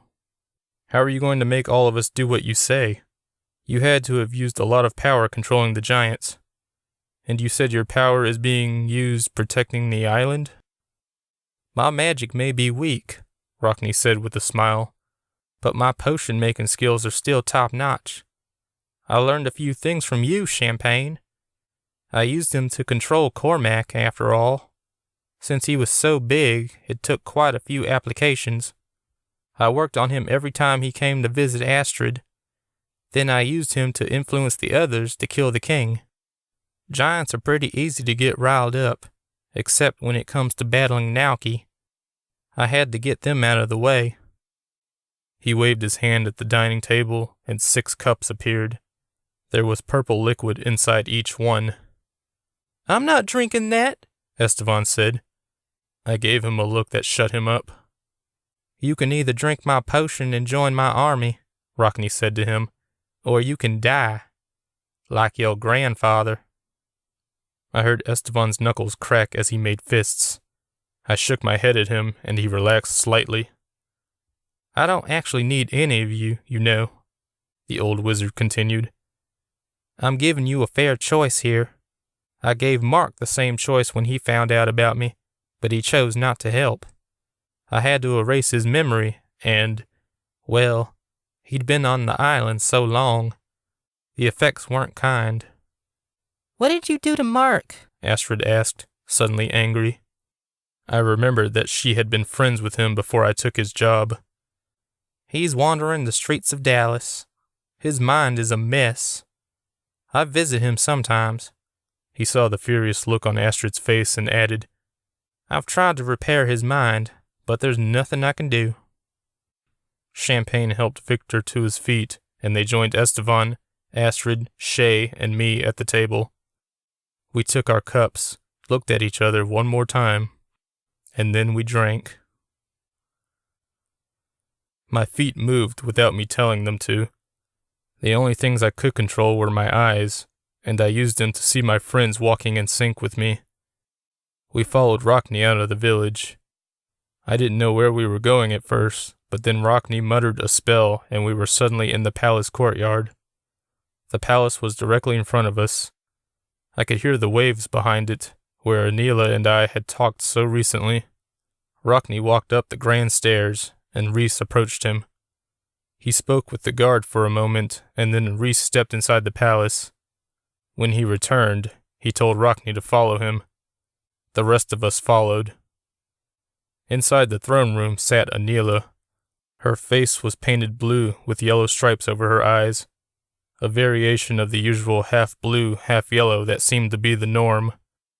She was dressed in a black suit, similar to the ones the guards wore. Battle wear? The time has come, my queen, Rockne told her. She nodded. Then she clapped and the entire room filled with guards. There had to be dozens. Anila looked at me and I tried to scream, to warn her we were being controlled, but I could only stare back. She walked up to me and touched my arm. Are you ready for this? She asked. All I could do was widen my eyes. Inside, I was screaming. Now I knew how Cormac felt that night. Help me. Oh, she said suddenly, touching my upper lip. You must be terrified. Your nose is bleeding. Rockne cleared his throat. Josh is a capable warrior and very brave. He'll be fine. I'll keep a close eye on him. Anila looked at him and then back at me. She gave Shay, Astrid, Victor, Estevan, and Champagne quick glances before going back to Estevan. Who's this? Josh's friend, Rockne quickly replied. Nauki killed his grandfather, so he was more than happy to join our fight to dethrone Nauki once and for all. She nodded her understanding. The entire island is ready to fight. That's over 200 strong. Do you think that will be enough? More than enough, Rockne smiled. Anila nodded before looking at Reese. Sound the bell, she ordered. The guard disappeared, and a moment later, we heard a bell ring from somewhere above us. We went back to the courtyard and were met by what appeared to be every islander. Hundreds had his and her faces painted yellow and blue. I couldn't imagine how we were all supposed to get to Nauki's realm. How do we get to Nauki? Anila asked, as if reading my mind. I can transport us all there, but doing so will require a lot of my power. I would have to lift the protections I've bestowed on the island. For a moment, Anila stared at Rockne, considering. Then she said, Do it. Hopefully the island will still be here when we get back. Rockne nodded and waved his arms around. The waves grew louder, and I imagined the cliffside highway being drowned in seawater. Rockne then muttered another spell, and all I saw was light. When the light vanished, we were no longer on Dargo Island. I looked around and saw we were standing on clouds.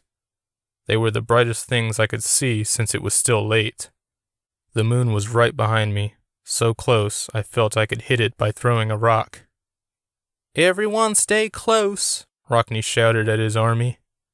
The clouds are firm enough to walk on, but you could easily fall over the edge if you're not careful. The thought of falling to my death made my heart race. Would Rockne save me if I fell over the edge? I doubted it. He headed forward toward a large cloud shaped like a castle. The closer we got, the more it started to look like an actual castle. The clouds became firmer, though they were still clouds.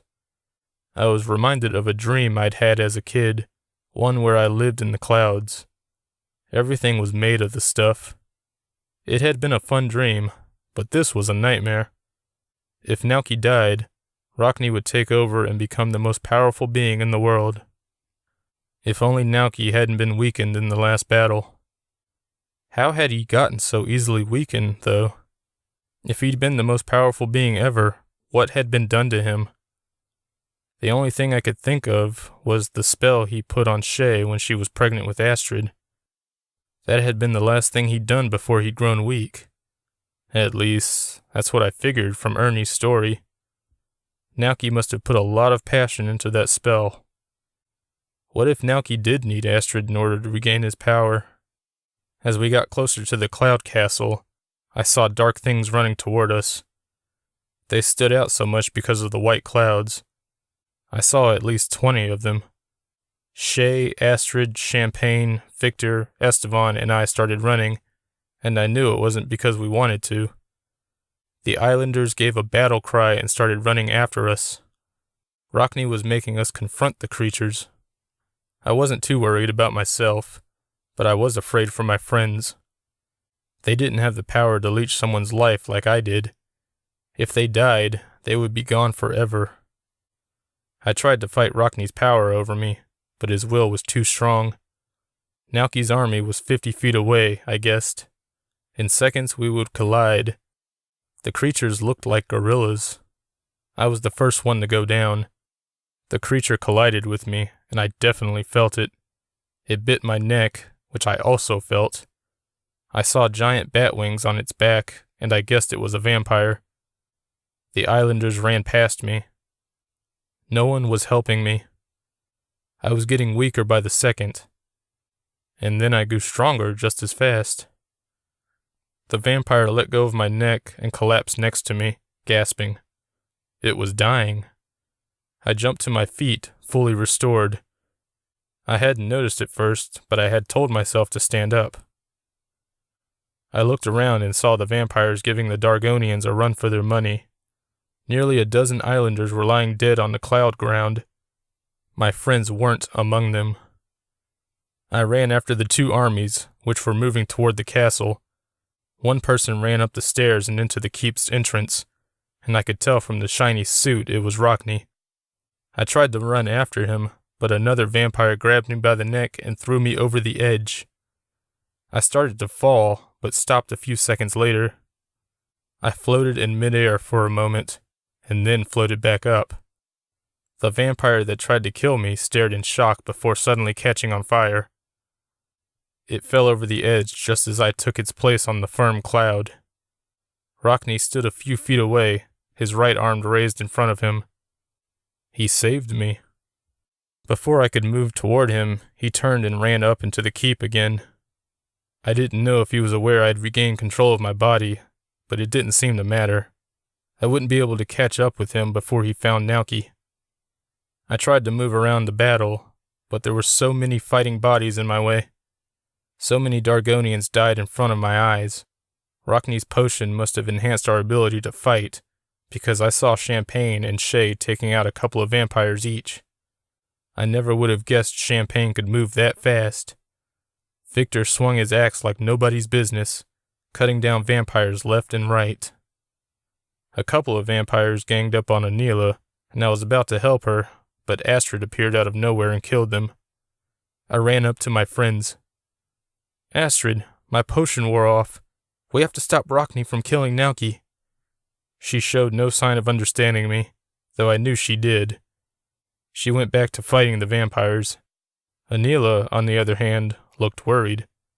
What are you talking about? She asked me. Rockney's behind everything. Naoki is innocent. He tricked you into helping him, and now he's inside the castle. We have to stop him. She only thought about this for a second before nodding. Let's go. We raced up the cloud stairs and entered the keep. Chapter 24. I'd expected the inside of the keep would also be made of clouds, and was surprised by what I saw. The place looked like it was made of stone. The outside must have been an illusion, so no one could see it from the ground. I looked around, trying to find Rockney, or even Naoki. I didn't know what I would do when I found them, seeing as I was no match for Rockney, but I had to try. Anila was right behind me. We stopped at an intersection in a crowded hallway filled with chairs, tables, coat racks, and a maroon rug that ran the entire length. There were 4 ways to go: forward, left, right, and back the way we'd come. The forward, left, and right ways ended in red doors. Which way did he go? Anila asked. I don't know. I looked to the right again and noticed the door was slightly open. It was barely noticeable from here, but I could see it blowing slightly in a wind. That way, I yelled, running down the hall. Anila was on my heels. Before we could go through the door, something behind us growled.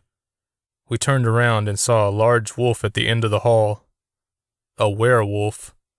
It raced toward us, black fur shining as it passed the many torches on the walls. It was one of the scariest things I'd ever seen. Anila pushed the door open and pulled me into the room. We just managed to shut the door in time before the monster slammed into it. Anila pushed a bar in place to lock the door, but the werewolf was incredibly strong. The door wouldn't last long. Just as we started up the stairs, the door came crashing open behind us. I could feel the blood gushing from my nose as I tried to stay on my feet. I ran as fast as I could, but the werewolf was much faster. I waited for death. I could practically feel the monster's breath on the back of my neck. Anila and I got to the first landing and ran into the room. I turned to try and fight the monster off so Anila could escape, but as soon as the werewolf appeared, a blast of blue energy hit it in the chest. It fell to the ground, unconscious. I spun around, expecting to see Rockney. Instead, I saw Nauki. His hair was long and blue. He looked similar to Astrid's older alter ego. He looked more like a wizard than his brother. He wore a long blue robe that touched the floor. "Rockney's in the keep," I said, breathless and wiping my nose. "We have to get you out of here." He shook his head. "I'll have to face him. He managed to kill nearly my entire army. If I don't stop him now..." Anila and I looked at each other. "Rockney deceived my people and me," she said to Nauki. "I want to help you stop him." Nauki nodded. "But first, we must find him." "I'm right here, brother." Rockney stood in the landing, next to the unconscious werewolf, his hands behind his back. He stepped into the room, his eyes on the floor. He looked so calm, so smug. I hated him more than anything at that moment. "Hello, brother," Nauki said to him. "You've been very busy. Deceit, murder. After this is over, your list of friends will be greatly diminished." "When this is over, I won't need friends," Rockney said, though he sounded sad. Anila and I backed away to a wall. The room got colder by the second. The brothers stared at each other, 12 feet apart. I didn't want to be in the same room as these two, but I had to see what happened. If Rockney won, I had to stop him. I hadn't figured out how to stop him, though. "Do you really think you deserve the throne?" Nauki asked his brother. "You're immature and irresponsible. Reasons why you were passed over in the first place." Rockney chuckled, looking at the floor. "Though I agree with your assessment, nothing you say will change my mind. I'm not an evil man, just a desperate one." "You are evil," Anila shouted behind me. "You killed my father and the giants of Dargo Island. You forced your friends to fight against their will. They're probably dying for you, and you don't even care." "I do care," Rockney shouted. "I may have lost my friends' trust today, but I still care for them. The potion I gave them made them stronger, better fighters. They're more powerful than your people. They'll be fine." He looked at me. "I saved Josh from falling to his death earlier. I'm not a monster." "I hate you," I said before I could stop myself. Rockney looked at me. "I trusted you and you betrayed me," I continued. "You are a monster." "I know, Dr. DeBelko, and I'm sorry." "Don't call me that," I yelled. "You've been lying to me since the day we met. We were never friends." He looked hurt. He locked eyes with his brother. "It appears I have nothing left to lose. Except your life, brother. You may be more powerful, but I have an army and you don't." "Your army isn't in this room," Nauki grinned. Rockney waved his hands and the room suddenly became fuller. Shay, Victor, Champagne, and Astrid appeared behind him. They were covered in blood, and I had a feeling none of it belonged to them. "They are now," Rockney said unnecessarily. Nauki looked a little nervous, but he stood his ground. Rockney had said he was powerful in his own realm. Maybe he had a few tricks up his sleeve. If so, he needed to pull them out now. Suddenly, Rockney's army jumped toward Nauki. He waved his hand and a mini tornado caught and tossed them across the room. They landed in a heap, and I couldn't tell if they were still alive. Rockney angrily shot fire from his hands toward his brother. The fire hit an invisible force field. Naoki didn't even blink. He did, however, lift a hand, causing Rockney to shoot backward onto the landing. "You can't defeat me in my own home," he told Rockney. Rockney spit blood on the floor. "It's my home, too," he whispered, standing up again. "It used to be your home, before you became a petulant child.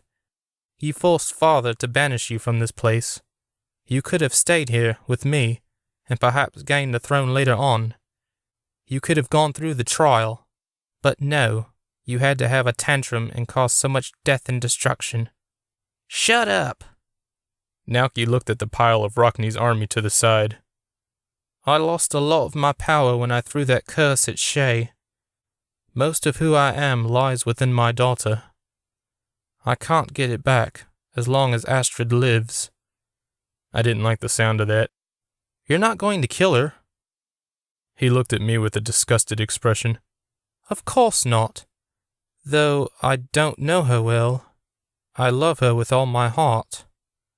"Before this fight is over," Rockney said, raising his hands again, "you'll be ready to kill your daughter to get your power back." He shot more fire from his fingers, and this time Naoki looked to be straining against the power. This went on for a minute, and I actually feared for Naoki's life. He dropped to his knees. Rockney laughed. I could barely hear it over the roar of the flames, but I saw his face. He had the most disturbing smile I had ever seen. "We have to do something," Anila yelled at me. I nodded to her. I'd already come up with an idea, but I was scared to go through with it. But I had to. If Rockney defeated Naoki, everything would change for the worst. Rockney didn't have his brother's discipline. He would cause earthquakes and hurricanes just for the fun of it. He would use the elements to kill his enemies, or just people he didn't like. He couldn't gain the throne. I couldn't let him. I ran toward the fire. I saw Rockney's face just before I leaped into the flames, the fear in his eyes. In that instant, he knew what I was going to do. Before he could extinguish the fire, I jumped into it. The pain was the worst I'd ever felt. I guess that goes without saying, but still. I don't know how long I was in the fire, but when it finally stopped, I dropped to the stone floor. My skin and lungs were raw. I was dying. And then I wasn't. I heard a gasp, and then I felt a little less pain. I was leeching off of Rockney. I regained enough strength to lift my head. I saw him on his knees, his face pale. He dropped to his side, gasping. "I'm sorry, Dr. DeBelko," he said to me. And then he fell to the floor. Rockney was dead. I looked at my arms. The skin was completely burned away, and I saw my muscles and bones. It was too much for me. I passed out. Chapter 25. I kept slipping in and out of consciousness, but whenever I was awake, I heard a deafening roar. It sounded like a hurricane.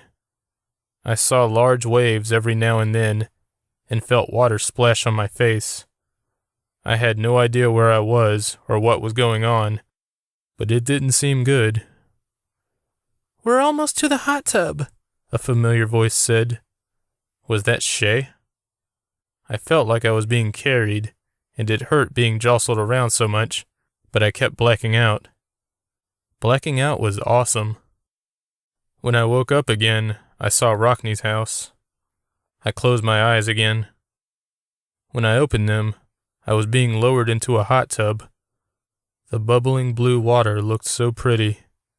My head went under the surface, and I closed my eyes again. More pain. My whole body was burning. I suddenly remembered jumping into Rockney's fire. Why did I do that? Why would I do something that would cause this much pain? After some time, the pain went away. My skin went from burning to itching and then numb. I opened my eyes underwater and saw that my arms were pink. I had a vague memory of them being red. No, not just red. I had seen the insides of my arms because the skin had been burned away. I lunged out of the tub, gasping. The first person I saw was Champagne. She had tears in her eyes. Next to her were Victor, Astrid, Shay, Anila, and Estevan. And, oh man, what was going on around us? I saw giant waves crashing down on the mountains far away.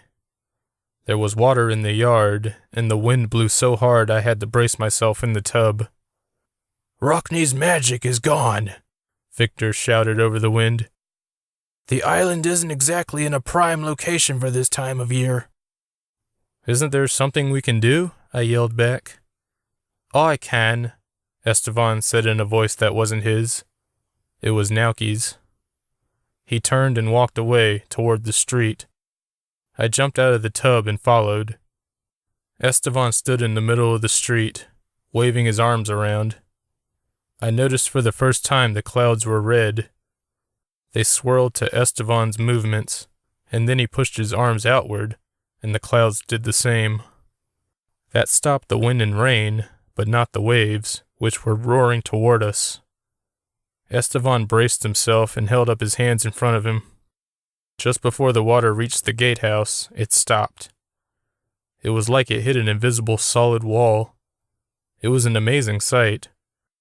The water rushed around the invisible barrier that circled us, and we were surrounded. We stood in the street for at least a minute as the waves died down on the shore and the water washed back into the sea. It was just like the dream I'd had. The bells must have given me a vision of the future when they touched my face. Estevan dropped his arms and turned to me. "You need a human host to walk on land," I remembered. I felt a hand on my shoulder and saw Astrid smiling at me. The potion had worn off. "My dear Astrid," Estevan said, and I had to remind myself it was Nauki speaking. All my life, She said, Rockney convinced me you were evil. I could have known you all these years. She shook her head, and for a second I thought she was going to cry, but she didn't. "We still have time to make up for all that was lost," he said, taking her hand. Despite the show we just witnessed with the weather, I was glad Rockney's magic was gone from this island. If it hadn't disappeared, Estevan would have started melting the way Trick had when Nauki possessed him. But there my friend stood, unharmed and happier than I'd seen him, even if it was Nauki's smile I saw. "Is there any way you can get your power back and lift Astrid's curse?" I asked. "They're the same thing, aren't they? That's why she turns old during the day, right?" He nodded. "I could easily extract it from Shay, since she was the one to which I hurled the curse. But with Astrid, it's part of her being. She was born with it. I don't know if I can remove it without killing her." I suddenly thought of how Rockney's potion had worn off when the vampire attacked me. "Could you extract the curse from me?" I asked Nauki. He looked at me through narrow eyes. "Perhaps, but you're not cursed." I told him what happened earlier, and how I thought I could leech the curse out of Astrid with my power, the way the vampire leached the potion from me. Nauki looked worried. "That sounds dangerous. It could kill her." "Not if she's standing in the hot tub." I'm willing to try it. Astrid said, hopeful.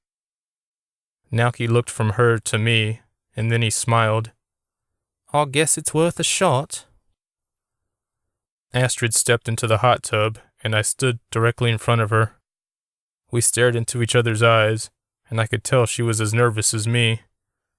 We joined hands as Nauki stepped up next to me. "Are you ready?" I asked her. Yes. I looked at Nauki. "You?" Yes.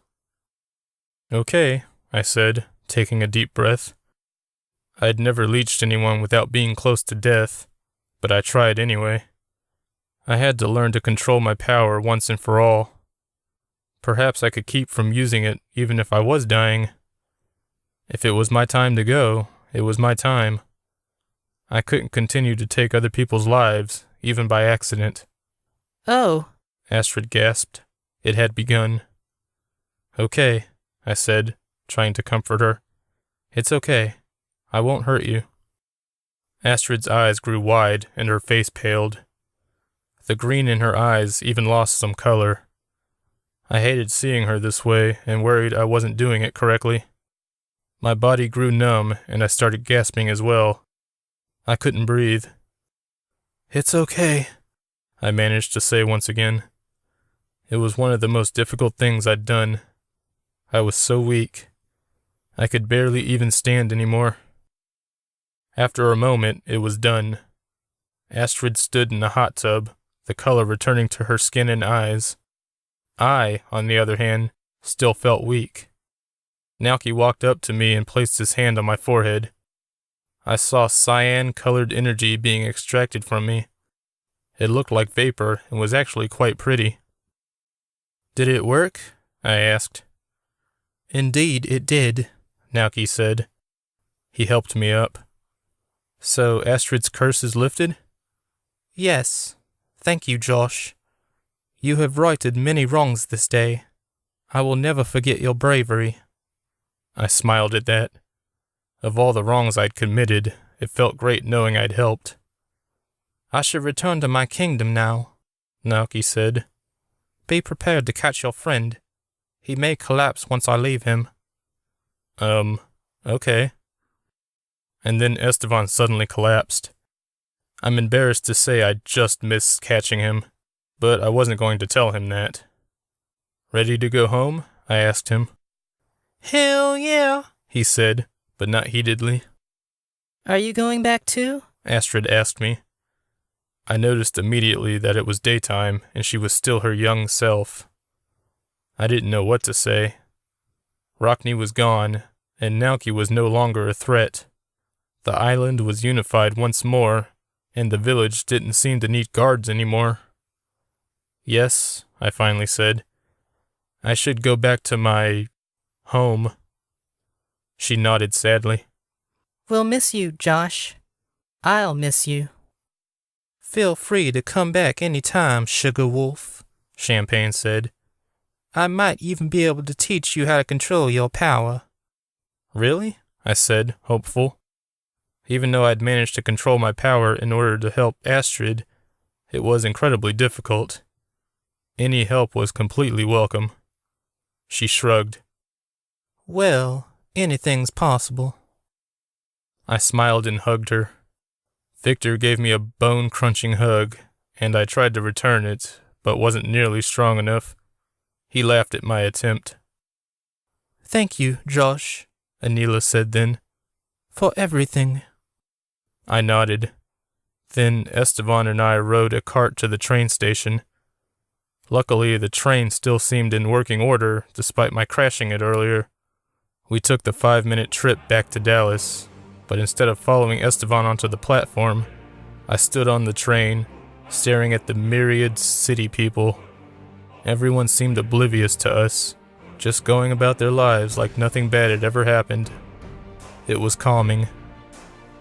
Esteban stared at me for a second, then said, You're going back, aren't you? I just stared at him with a grin. He already knew my answer.